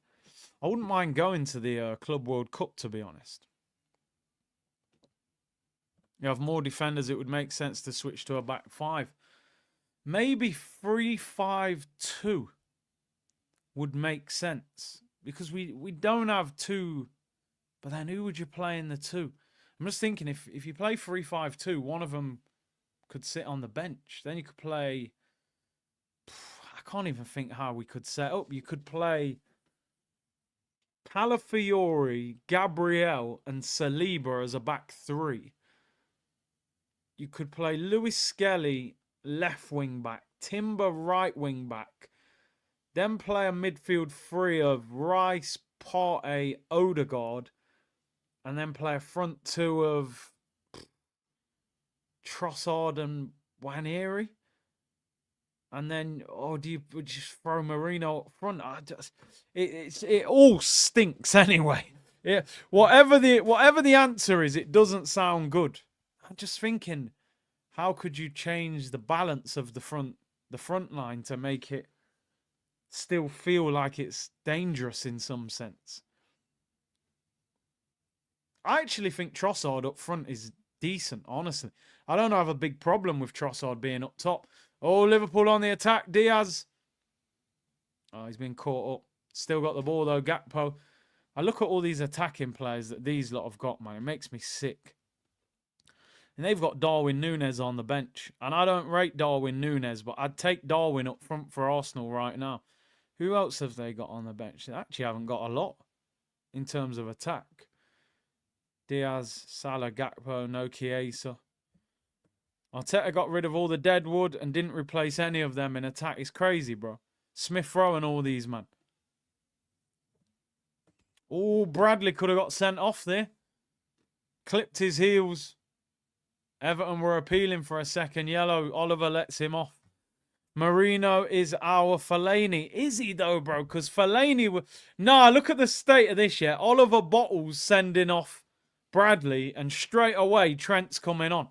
Because he knows the next foul he gives away, he's getting dragged. Marino is our Fellaini, bro. Fellaini was like 6'4" with a massive Jerry curl afro and was unreal in the air. And he was super strong, by the way. Do you know what I mean? This guy played for Everton with David Moyes, mate. He was physical. Marino, he spends most of the game rolling around on the floor, bro. Looking for a free kick. He's soft, bro. Fellaini was a battering ram. Real battering ram. Lewis Skelly left of a front three. It's all mad, isn't it? It's actually all crazy. I seen the one that I've seen a lot today. I don't know about you guys. Apparently, Odegaard played right in a front three for Sociedad at times. So would he then play Rice, Partey, and Marino as a front three? Play Odegaard on the right, Waneri on the left, Trossard up front. It's all terrible. No matter what you do, it's horrible. It's absolutely dreadful, to be honest. There's no alternative. Recall Edu from gardening leave. Yeah, we might have to play him up front. Never mind the sporting director. You know, if Arsenal are clever, right? Do you want me to tell you how Arsenal need to get out of this situation? I'm going to give you all a solution right now.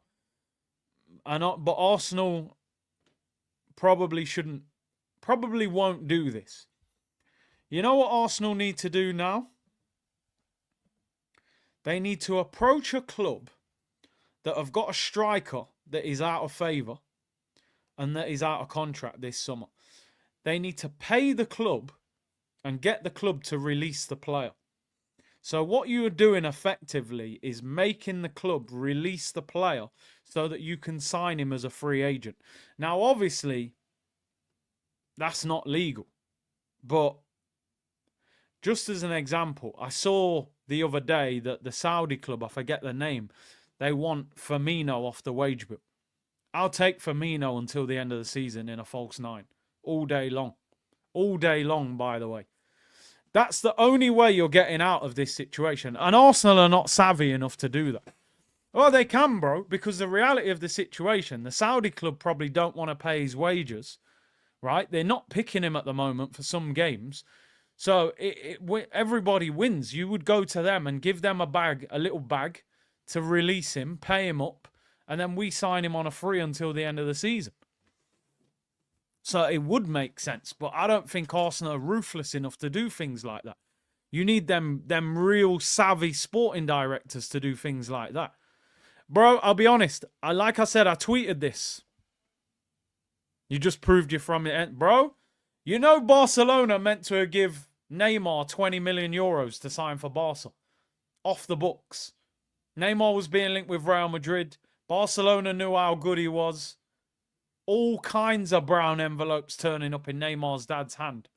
20 million euros to make him go Barca. People, don't think this don't happen all the time. Some of these sporting directors are sharks, people. I'm talking about Jaws. Dun-dun, Dun, dun, dun, dun, dun, dun. We got Baby Shocks. Baby Shocker, do, baby. Jason Ato. It's all mad. Curtis Jones comes on and Trent comes on. Ben Yedder, if he didn't have the case, that would have been the answer. 20 goals last year for Monaco. But he's up in court on crazy charges. It would be a PR disaster for Arsenal. They will not go anywhere near him. So,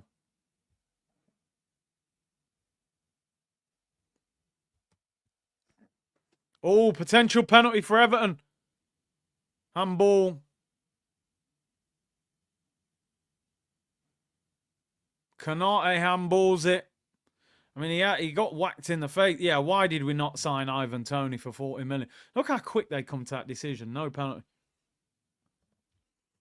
I suppose the one thing you've got to look at, right? One thing you've got to look at is that when did we play Newcastle? Martinelli's out for 4 to 6 weeks, right? So we're going to have Martinelli back in March. But it could be too late by then, to be honest. When you look at the fixtures that we've got in February, that's the problem. So we got Leicester, we got West Ham, and we got Forest. Then there's a little break. That's probably FA Cup weekend. Then we play Man United at Old Trafford on the 9th of March. I mean, you never know. We could have Martinelli back for that. 4 to 6 weeks. And he's been out since the 5th of February. So he's been out for 1 week already. Could have Martinelli back. Who knows? And then you could have, you know, Martinelli, Trossard, Waneri. And then maybe by April you've got Saka. But, oh, Jones nails him there. I love this. Tackles flying in. Bang! Crazy. Oh, Old Trafford, man. I'm nervous about that game now. OT. There's never much love when we go OT. It ain't looking good, man. Kanate looking like Kevin Durant. Crazy. The tackles are flying in. Skelly got a red for I don't know how that's not. I don't mind that not being a red, but in the modern game, you see players getting sent off for that all the time. Sterling is what we got. We got to hope he can rediscover his form, man. I don't know how, but it's maybe getting consistent games will help him. Sometimes it's hard when you're not starting. You don't find your rhythm. That's all we got to hope. Let's see what people are saying. Niffin, Raya in goal. Saliba, Gabriel, Calafiori, Timber. Tierney, Rice, Miles Lewis, Skelly. Odegaard, Waneri, Trossard. Formation 3-1-4-2. So, am I reading this right? Saliba, Gabriel, Calafiori would be the 3. Who would be the 1? Declan Rice would be the 1. DM. Then we're looking at what? Timber and Lewis Skelly as the 2 wide players in the 4. Or have I missed someone here? 1, 2, 3, 4, 5, 6, 7, 8, 9, 10, 11. How am I reading this wrong? The back 3 is Saliba, Gabriel, Calafiori. Yeah, Timber and Tierney as the 2 wide players in the 4. Rice and Odegaard as the 2 central players. Oh, I thought he'd give a penalty then. Left mid, yeah, 2 centre mids and a right mid. Bro, these tackles are flying in here, by the way. Oh, Lewis Skelly in midfield. I get you. I misread it. Szoboszlai's injured now. I think we have to understand one thing is that I don't think Arteta's played 3 at the back since his first season when he came in. He doesn't like playing a back 3. So is he going to go to it now? I just can't see it. I can't see it. I think he'll stick with a 4 because the only problem we've got is that the one bit of stability that we have actually got in the team at the moment is the defence and the goalkeeper. So is he going to throw the defence in the air to try and fix the rest of the team? I don't think he is. I think he will run with what we've got and he will just hope. Because let's face it, every now and then you see a 17, 18-year-old come through that's fearless, that just turns into a world beater out of nowhere. Rooney, Michael Owen, Jack Wilshere when he first came through, Lamine Yamal. They're hoping, oh, great ball in by Everton. Good header away. They're hoping that Nwaneri becomes a star overnight. Trossard, let's be honest, he can't be any worse than what Havertz is doing at the moment. I actually think Trossard's a better finisher than Havertz. Raheem Sterling's the one that you're kind of most thinking, what is he going to do? Can he roll back the years? You know, I don't know. I just don't know. The one thing that I will say with Sterling, if I'm trying to use copium here, people, is he doesn't look that slow. He still looks quite quick when he gets the ball. The problem is he just runs into defenders and falls over. That's the problem.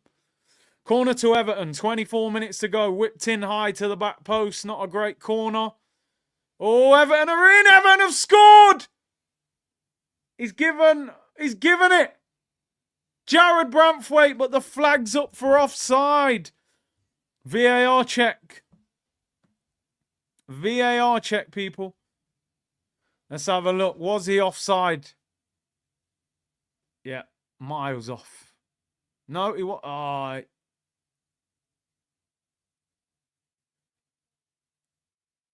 it's not very close, mate. He's off. The first guy came back from an offside position.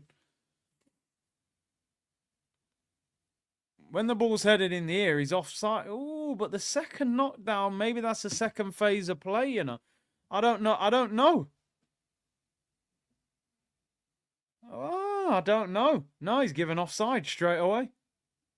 There you go. I wasn't sure. Yeah, he's off. He's given offside. The first guy who heads it down as it's passed to him, he's been given as offside. Sterling rolling back the ears like the old cassette tapes, bro. That's what is that's what's got to happen. Lawrence said, "I hear you, Maya, for me too." What did you do? Did you ask me a question, bro? I missed it. Apologies. See, do you think Spurs will get Qatari? I hope not. I really hope not. Darwin Núñez and Tsimikas coming on, people. Robertson off. Probably Diaz up front, maybe off. Gakpo off. Liverpool will score now, probably. Luke said, start bench sell Rio, Ramos, Virgil, Van Dijk. Van Dijk is the best centre-back of this modern 5 to 7 year period, really. But Rio won, what, 6 Premier Leagues? These Ramos. I think Van Dijk is absolutely incredible, but look at the strikers he's playing against, man. I never seen this guy. These men were playing against R9 and Thierry Henry and Raul and Van Nistelrooy and Christian Vieri and Trezeguet and Del Piero. So I love Ferdinand, but I love Ramos as well. I love Sergio Ramos. So good on the ball. But then so was Ferdinand, to be fair. Do I go Ramos or... I love Ramos. I love Ramos. He was a horrible player when your team played against him, but he had so much personality. But he's such a good player. He was chipping penalties. I do like Rio Ferdinand as well, though. Ramos, I got to go Ramos, you know. I think he's amazing. What a player Ramos was. Curtis Calafiori used to be a striker. I mean, we're now going to rely on where a player played when he was a kid. You know, I was a striker when I was a kid. You know them ones. MJ said, put Drogba on Van Dijk, he'll collapse.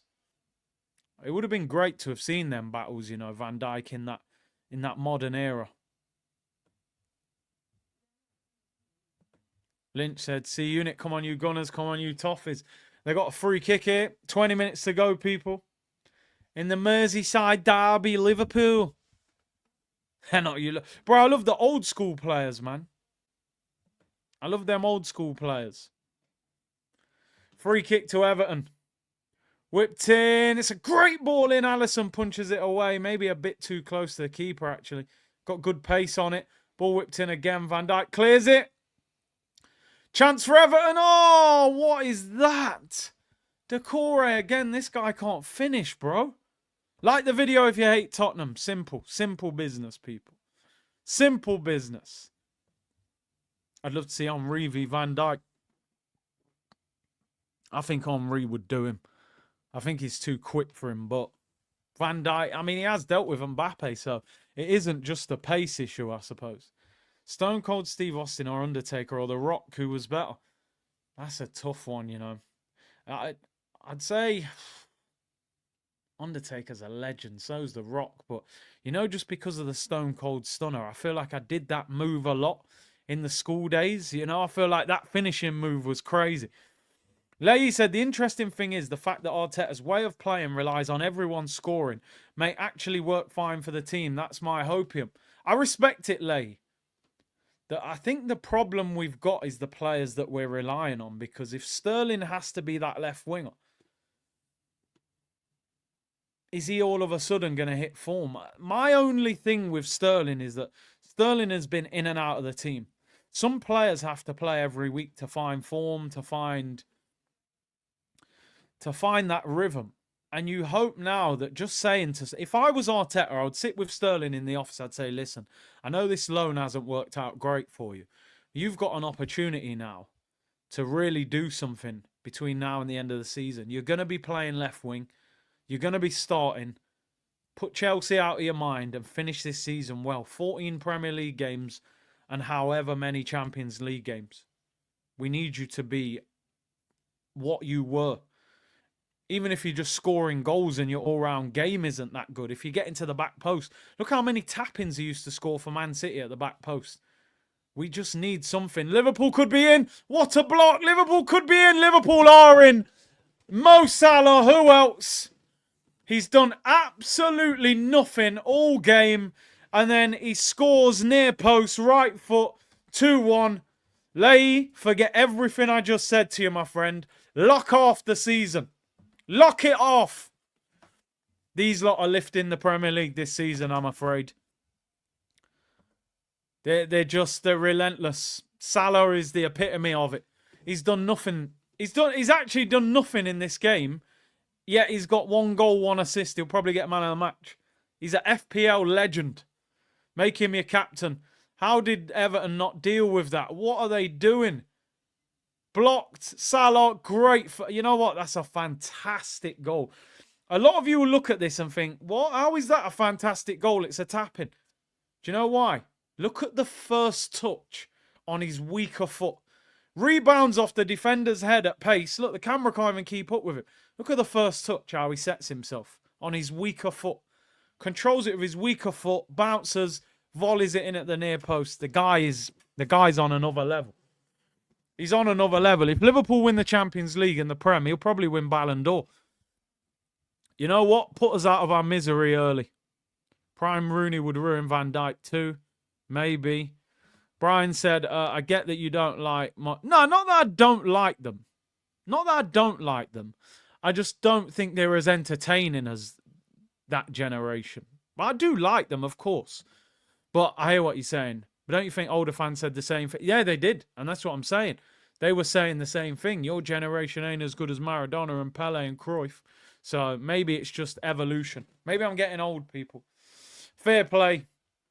Everton. That's why you got to take your chances.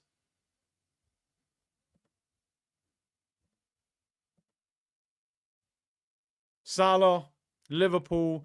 You see the difference when you have a clutch player. He can score at any given moment. 27th goal of the season.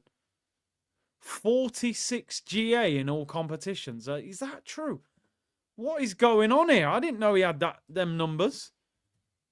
Salah's going crazy. 46 GA. Oh my God. The man's got 21 goals and 14 assists just in the league. Oh, his numbers are unbelievable. 2 goals in the EFL Cup, 3 in the Champions League. Wow. He's absolutely on fire. I never knew his numbers were that high. He's going to get 30 goals, 20 assists. This might go down as... This could be a record-breaking season. he could get 30 plus goals in the league and get over 20 assists and break Henry's assist record. Wow. He's got 14 assists because he got one tonight. Triple captained him on FPL, fair play. I've used my triple captain earlier on in the season. Salah, the GOAT of the Prem, not a chance, mate. Not with Thierry Henry, but he's unreal. He is unreal. Salah, so clutch.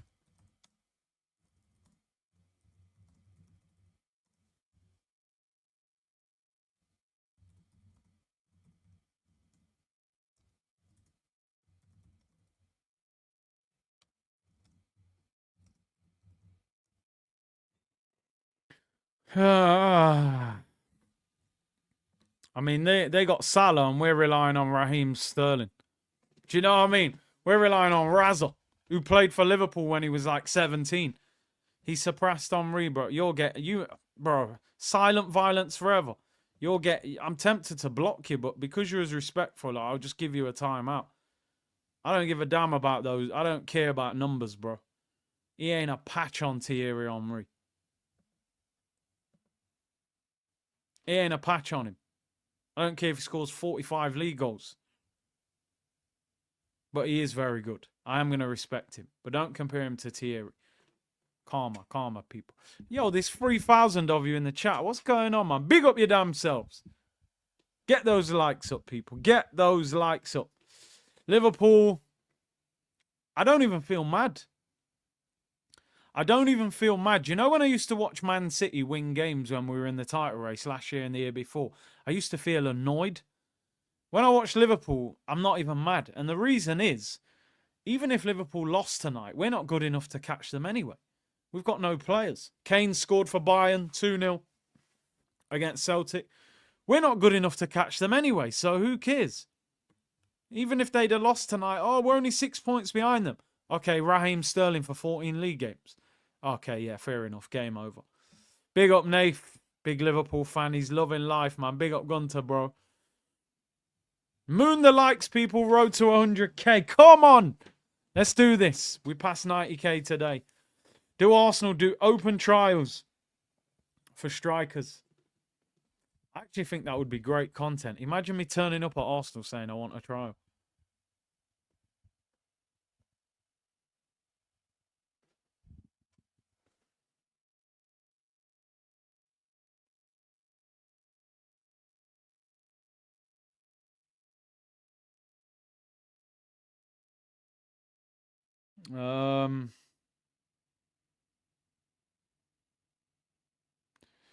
Dear, oh dear. Arsenal. I might just do Arsenal therapy every day. Like, actually, every day. Till the end of the season. 2 o'clock, Arsenal therapy. Day after, Arsenal therapy. Every day. I should just do it daily. Distant Gooner TV. Big up Curtis, man. Respect. Really can't disagree with much of what you say, which is why I subscribe, man. Keep going, bro. Big up, bro. The channel and the community. Consistency is there, bro. But Arsenal, not so much. Not so much, you know. Arsenal rehab. Yeah, long-term rehab. Darwizzy. Ball goes out for a throw-in. Oh, Diaz falls over. I thought he got injured. Hip-hop channel coming. I've no problem. NBA channel when? I should start tonight. All-Star weekend. I don't think big teams do trials anymore. Nah. Even youth team players can't get trials like that anymore. Never mind first team players. Lawrence said, hear me out. I think our biggest ally this summer will be Sky Sports. They're going to be so brutal that Slot beat Arteta in his first season and won a title. Arteta will be finished. I think the Cronkays, bro, will look past that. Cronkays will go, you get top 4? Yeah, no problem. See you next year. He just signed a new 3-year deal on 15 million a season. So I think he signed it, was it November? I mean, he's probably still got 35 million left on that deal. He's going nowhere. He's going nowhere. We need a Yardman and Curtis stream. Yeah, man.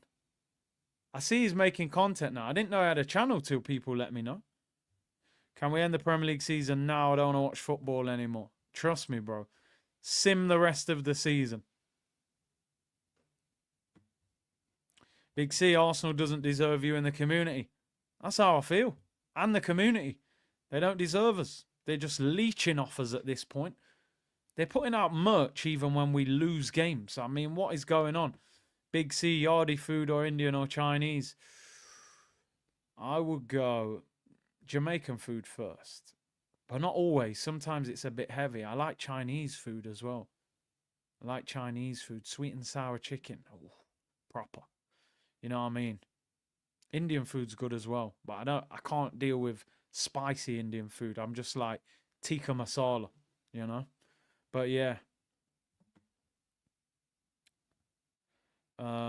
Sports Science would have shown a number of players in the red. Arteta knew this. Negligence. Qualified pilot. I'm waiting for the call. Big up, bro. Email address is there. CurtisShawTV@hotmail.com. But like I said, the plane going over the stadium once, Kroenke out, it's probably not enough.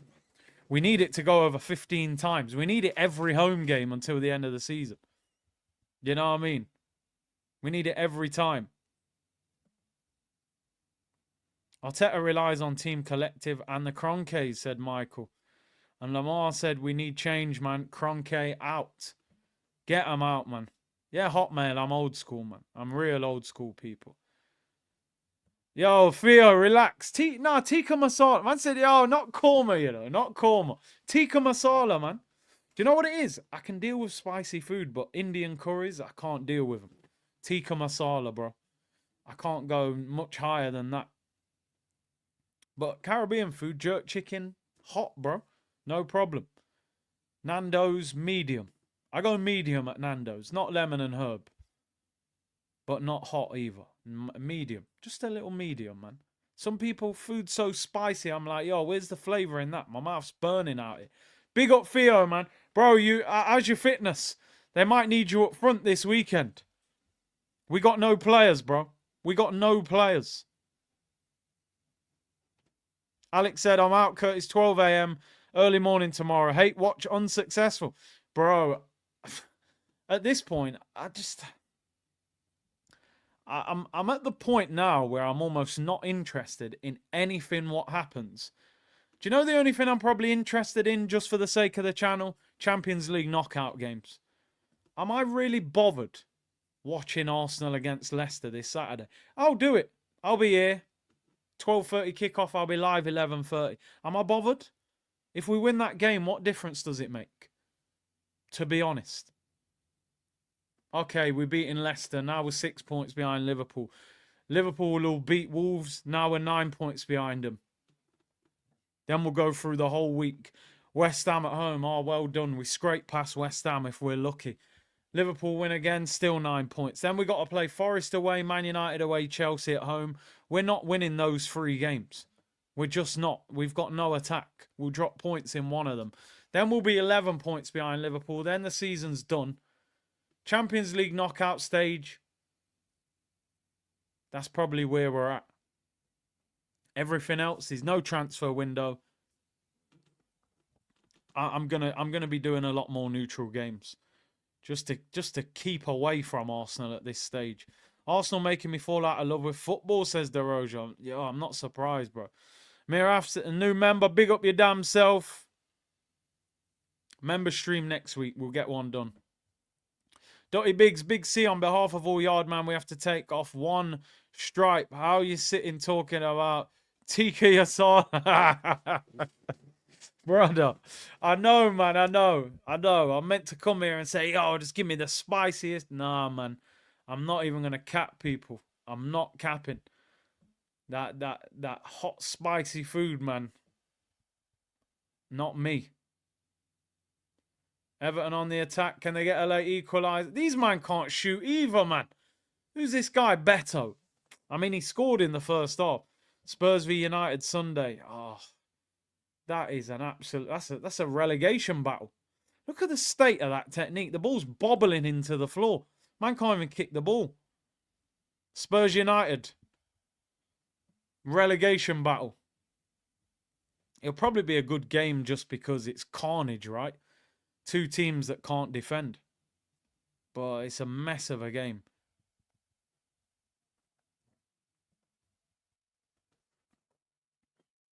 Jane fan said, this would be the greatest Premier League win or Champions League win in the history of the competition if we win either, let me tell you.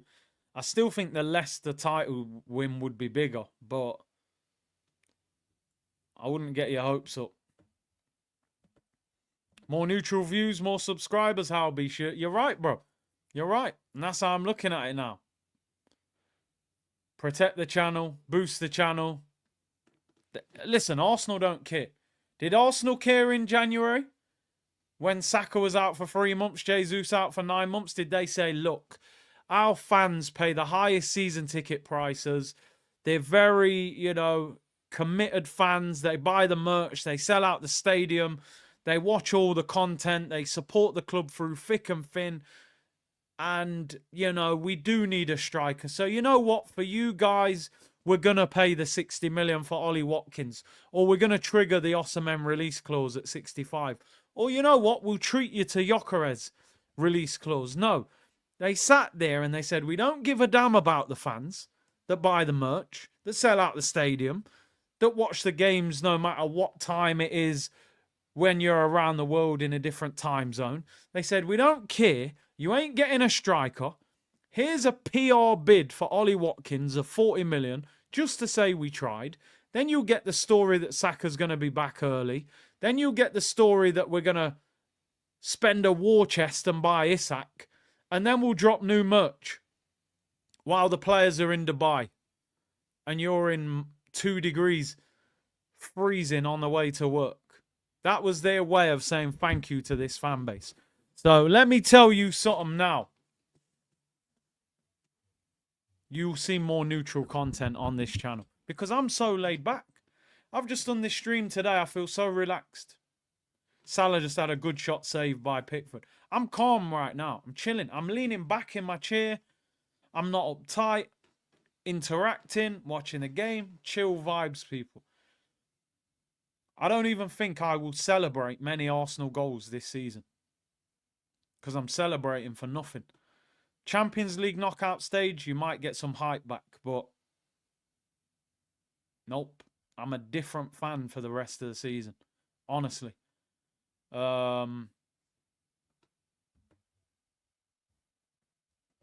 Rosa said, Curtis, I'd recommend you copy Mark. I mean, I copy nobody in my youth. But I hear you. Do watch-alongs on the regular. He does 3 p.m. kickoffs. Champions League match days. That stuff gives him loads of... And no, listen, I see the structure. You know, there's guys out there doing a lot of content neutral. And I definitely got to get involved in that. Curtis, going to watch more Celtics games. Back-to-back titles incoming. Interesting, you know, they're not top of the Eastern Conference, but they've got a great team. Cruz is a Celtics fan, which is a disgrace, but hey, is what it is. Nah, it's he's picked a good team, to be fair. Save your energy. Trust me, bro. Yeah, Saeed does a lot of content, only neutral. You're right. Rants as well. I see man doing it, man. I think it connects you to different audiences that haven't seen you before. Corey said, I've seen Philly Eagles been to 4 Super Bowls before I've seen Spurs win the league. I don't think you'll... Honestly, Spurs won't win a league with Daniel leaving. No chance. Absolutely no chance. And Arsenal won't win a league with the Kroenkes either, to be honest. Not a chance. These guys are... They're not serious owners, man. Nowhere near. We're in the 89th minute. How long will... Cruz is smart, unlike us, yeah. He chose... At least he chose a successful basketball team.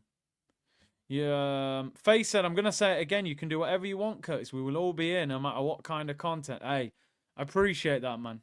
Because I do want to do other stuff. I want to do music. I want to do NBA. I've just got to figure out. Oh, Salah's gone past 2.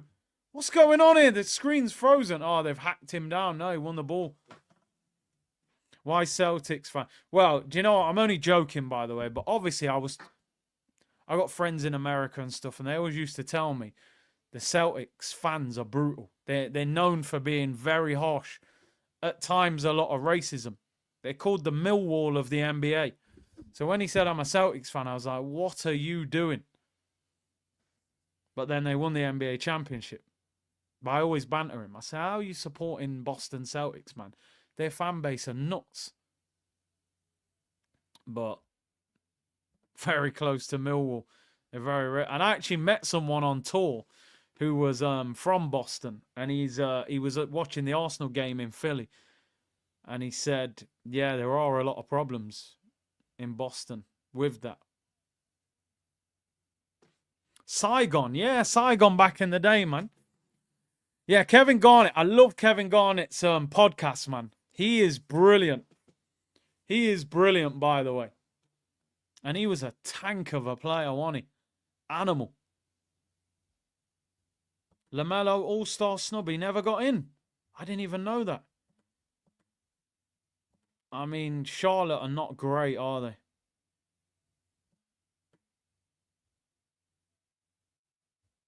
But he's so skillful. He is entertaining to watch.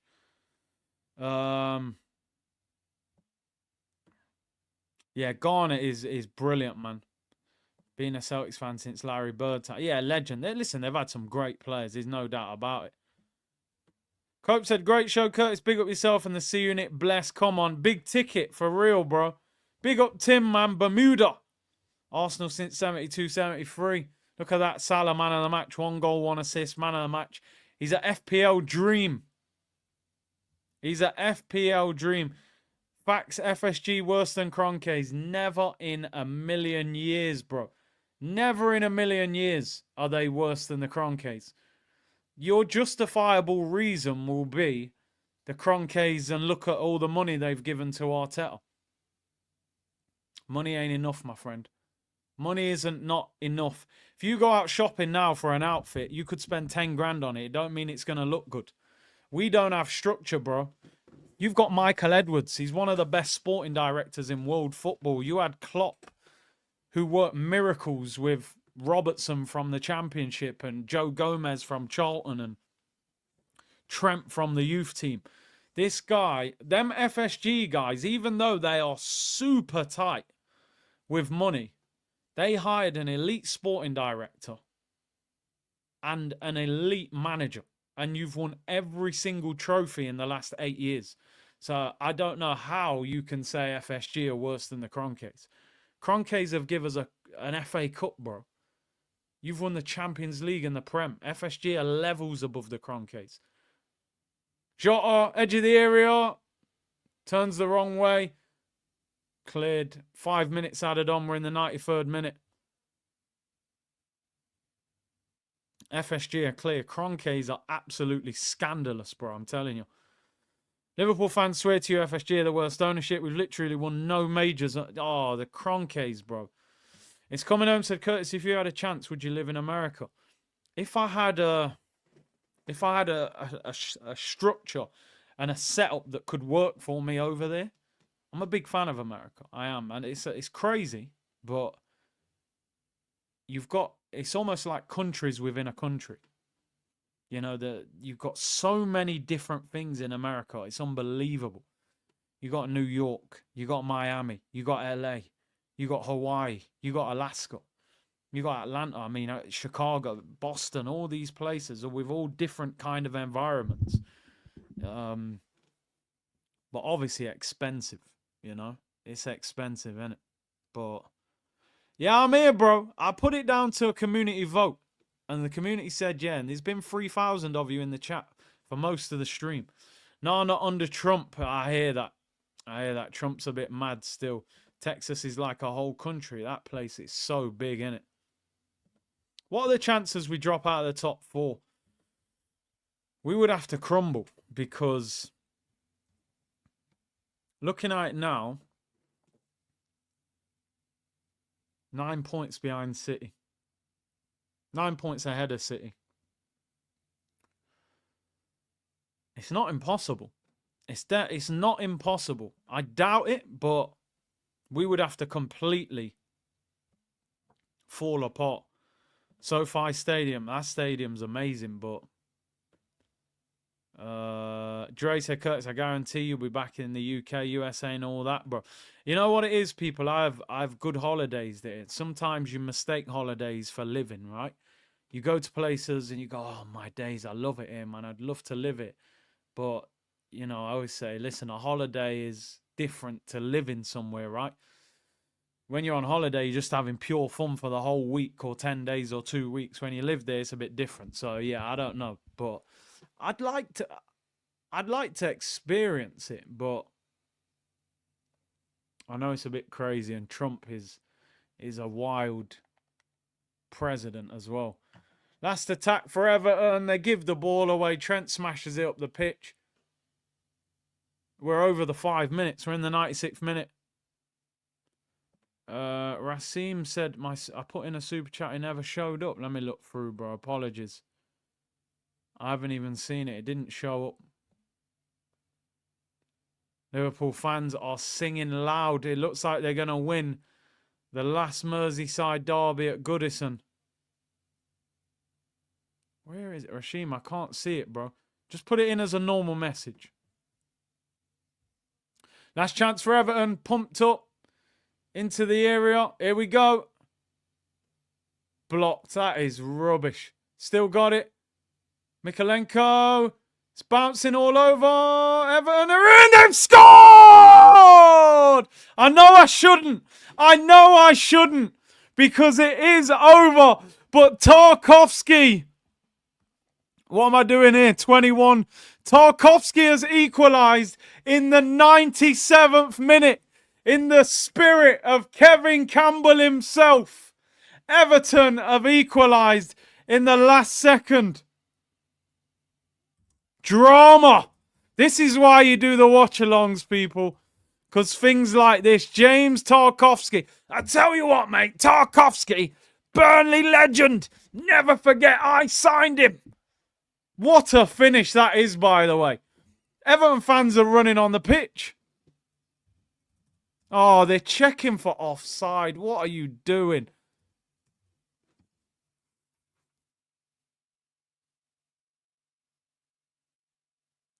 He's on, man. That's onside. The guy on the edge of the centre. Oh, it looks dodgy from the other angle. Let me not tweet anything. Why did I celebrate that, man? I think he's onside there. The defender on the edge of the circle, on the edge of the penalty area, looks like he's playing him on. But then from this other angle, it looks off. Wow. That is so tight. This is where you need semi-automated offsides, because this would have been done already. You watch Liverpool get away with this. I'm telling you now. Oh my God. This is the wrong angle. Look at the other angle. He looks onside. I don't see how you can give that offside. Wow. Wow, wow, wow. I'm telling you now, people. I think that's on. But I bet they give this off. I think that's onside. It's only because they're looking from a diagonal angle. If you look at that from the side, I reckon they're in line. But watch this. Watch this absolute scandal you're about to... Look, have they got FPL on the screen again? How could you even tell from that angle? Here we go. We're going to get the decision. He's onside. Yes, goal stands. Onside. Onside, people. Wow. If only we had a striker. He's given it. Now he's watching another replay. Is he offside in the second phase? What are they looking at now, man? They're trying everything in the book. Oh, behave, man. What? If they give a free kick for that, oh my days. They're desperate to disallow this goal. That's not a free kick in a million years. Give the damn goal, man. Of course it's given. It ain't a foul. What are you trying to do here? Stop cheating, man. Yep, it counts. Blue flares everywhere. Super Kev, Super Kevin Campbell. Super Kev, Super Kev, Super Kev, Super Kevin Campbell. Super Kev, Super. As for you, Kev, the Toffees. Don't worry, we still ain't winning the league, but at least it adds to the drama a little bit anyway. The man tried his best. They were trying to disallow that goal for everything. Every single reason in the book, they tried to disallow that goal. Is he offside? Is it a foul? What a finish that is, by the way. What a finish. Right foot volley, roof of the net. Tarkowski, Burnley legend. What a game. 101 minutes. Everton, that is some way to leave a stadium. Blow the whistle, ref. What's going on here? Man's still playing. Full time!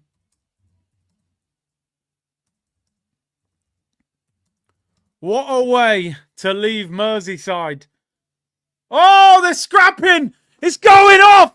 Go on, hit him. Oh, the fans are throwing bottles at him. This is what we came for, people. Go on, do him. Jones and Pickford, it's all going off, people. Big right hand, bottles flying. Yes! This is Barclays Premier League, people. This is what I came for. Fights. Yes! I love it. Look, shirts ripped and everything. Yes! Jones, they're scrapping. There's police. This is better than the game. Jones, he's going on like he wants it. He's a Scouser, isn't he, lad? Scouser. Look, he said, you, lad, I'll have you in the car park. Here we go. This is what I'm here for. Damn. Barclays is back. Prime Barclays, people. A fight after the game. You love to see it. Oh, yes. Is he going to send someone off? Someone's got to get sent off.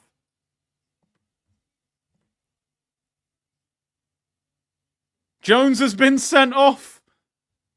Jones sent off.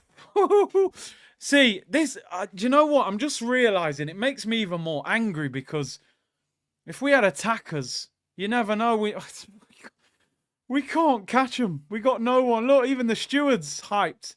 Get in there, lad. Get in there. Jones getting a second yellow. Here we go. Jones sent off at the end of the 90 minutes. Second yellow card. Slots fuming. You love to see it. Oi, Decore telling Van Dijk, shut your mouth. Stop talking. Yo, it's going off. It is going off. I love this. Look, Slot's going to get booked now. I love it. Only Slot's been sent off. Oh, why didn't we sign a striker? They're crumbling. Slot sent off. Jones sent off. Look, he's going mad. What are you doing there? Oh, that was my Dutch accent. That wasn't great, was it? I don't know what accent that was. Slot's been sent off. Jones has been sent. I want to see what happened. How does it kick off? Oh, Decore's celebrating in front of the Liverpool fans. Oi, look, Jones, Weather, look at this. What are you doing, lad? You don't celebrate in front of my fans. What are you doing? Oh, look, bottles and everything. Oh, go on, smack him. Decore ran in front of the Liverpool fans. Aye, yeah, man, you love to see it. Super Kev, Super Kev, Super Kev, Super Kevin Campbell. Come on. Not that it means anything to Arsenal, but, you know, I had to just enjoy it while we can, people, just for vibes. We ain't got nothing else to celebrate as Arsenal fans, so, you know what I mean? Well done, the Toffees, man. Well done, the Toffees.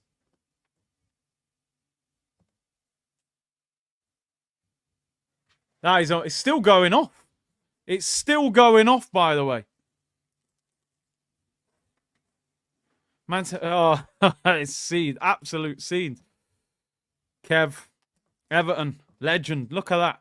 Carling Player of the Month. You know, remember when it was Carling Premier League? Not even Barclays. No, we ain't catching Liverpool, but listen, I got to enjoy this little bit of joy while I can. Liverpool player sent off, manager sent off. You know what I mean? Deduct 6 points, yeah. Bro, you know what I'm saying? They're pulling up on us saying, oh, look at the behaviour of Lewis Skelly doing a celebration. These men are fighting. These men are fighting, bro. What's going on? Beat Leicester, it goes down to 4 points. Yeah? Yeah, Lay. Lay's belief inspires me. I can't lie. We could have no attackers. He'll still say we can find a way. I respect it. That was a great derby game. That was a great derby game, people. I enjoyed that. I actually enjoyed that. I told you I definitely need to do more neutral games. I enjoyed that more than an Arsenal game. What a game. Deitch may be gone, but his aura said, listen, they can never get rid of my aura. Right? I was just drinking a pint of glass, and I looked up, and I saw that Tarkowski has scored. What a proud moment. What a proud moment. Usually I only tell him to kick the ball out of the stadium. He's put it top corner. Burnley legend. Doctor said, now we'll drop points to Leicester. Jamie Vardy hat-trick. And Ulrich says, the red wedding. Oh, my days. My Dutch accent was a bit disappointing. I had confidence that I was going to be prime like, you know, Dutch. Clarence Seedorf, but sounded more like I was from Sheffield. People, I'm out of here. Thank you very much for tuning in. Oh, I've enjoyed that more than... Well, I enjoyed Arsenal battering Man City, but apart from that, I haven't enjoyed many Arsenal games. Michael Oliver is a criminal. Marcel, man, I'm telling you, we all feel the pain when it comes to that referee, man. I'm telling you, he's probably got a Sean Goater Man City shirt underneath his top. But it is what it is, man. It is what it is. Who's live, people? Who is live? People keep pulling up. You never redirect. Who's live? Who is live? Somebody just said Turkish is live. What's he doing? Let's have a look. Turkish troops. What? Wait, on whose channel? We definitely redirect to that. Whose channel? Turkish at 10 p.m. Troops is live doing a watch along now. What is Turkish doing at 10 p.m. on his channel? Saeed is live. All right, we'll just redirect to... We'll redirect to Turkish at 10 p.m, shall we? Let me check. This redirect thing, I'm telling you. I told you, I'm old school. I haven't even got a dishwasher, people. So the redirect is a challenge in itself. All right, let's have a look. Turkish. I didn't even know you could redirect to a video that's not actually live yet. Turkish... Look, I always have this problem. I type in the channels and it doesn't show up. Liverpool 7 points clear. All right, there we go. We've got it. Redirect to Turkish. Big up your damn selves. When you get over there, put Curtis Raid. I'll be in the comments at 10 p.m. People, thank you very much for tuning in. Absolute legends. Really enjoyed that stream. Liverpool 2, Everton 2. Is it still possible? Probably not, but at least we enjoyed it. People, I'm back 2:30 p.m. tomorrow with Dan Potts. Big up to everyone for the support today. 90k. We're approaching that 100. Big up my bro Turkish in the chat. Make sure I've redirected to him 10 p.m. I'll be in the comments. We'll go over there and see what he's got to say. Take care, people. 2:30 p.m. tomorrow. And I'll see you soon, people. I'll be up watching NBA tonight, everyone. Bless.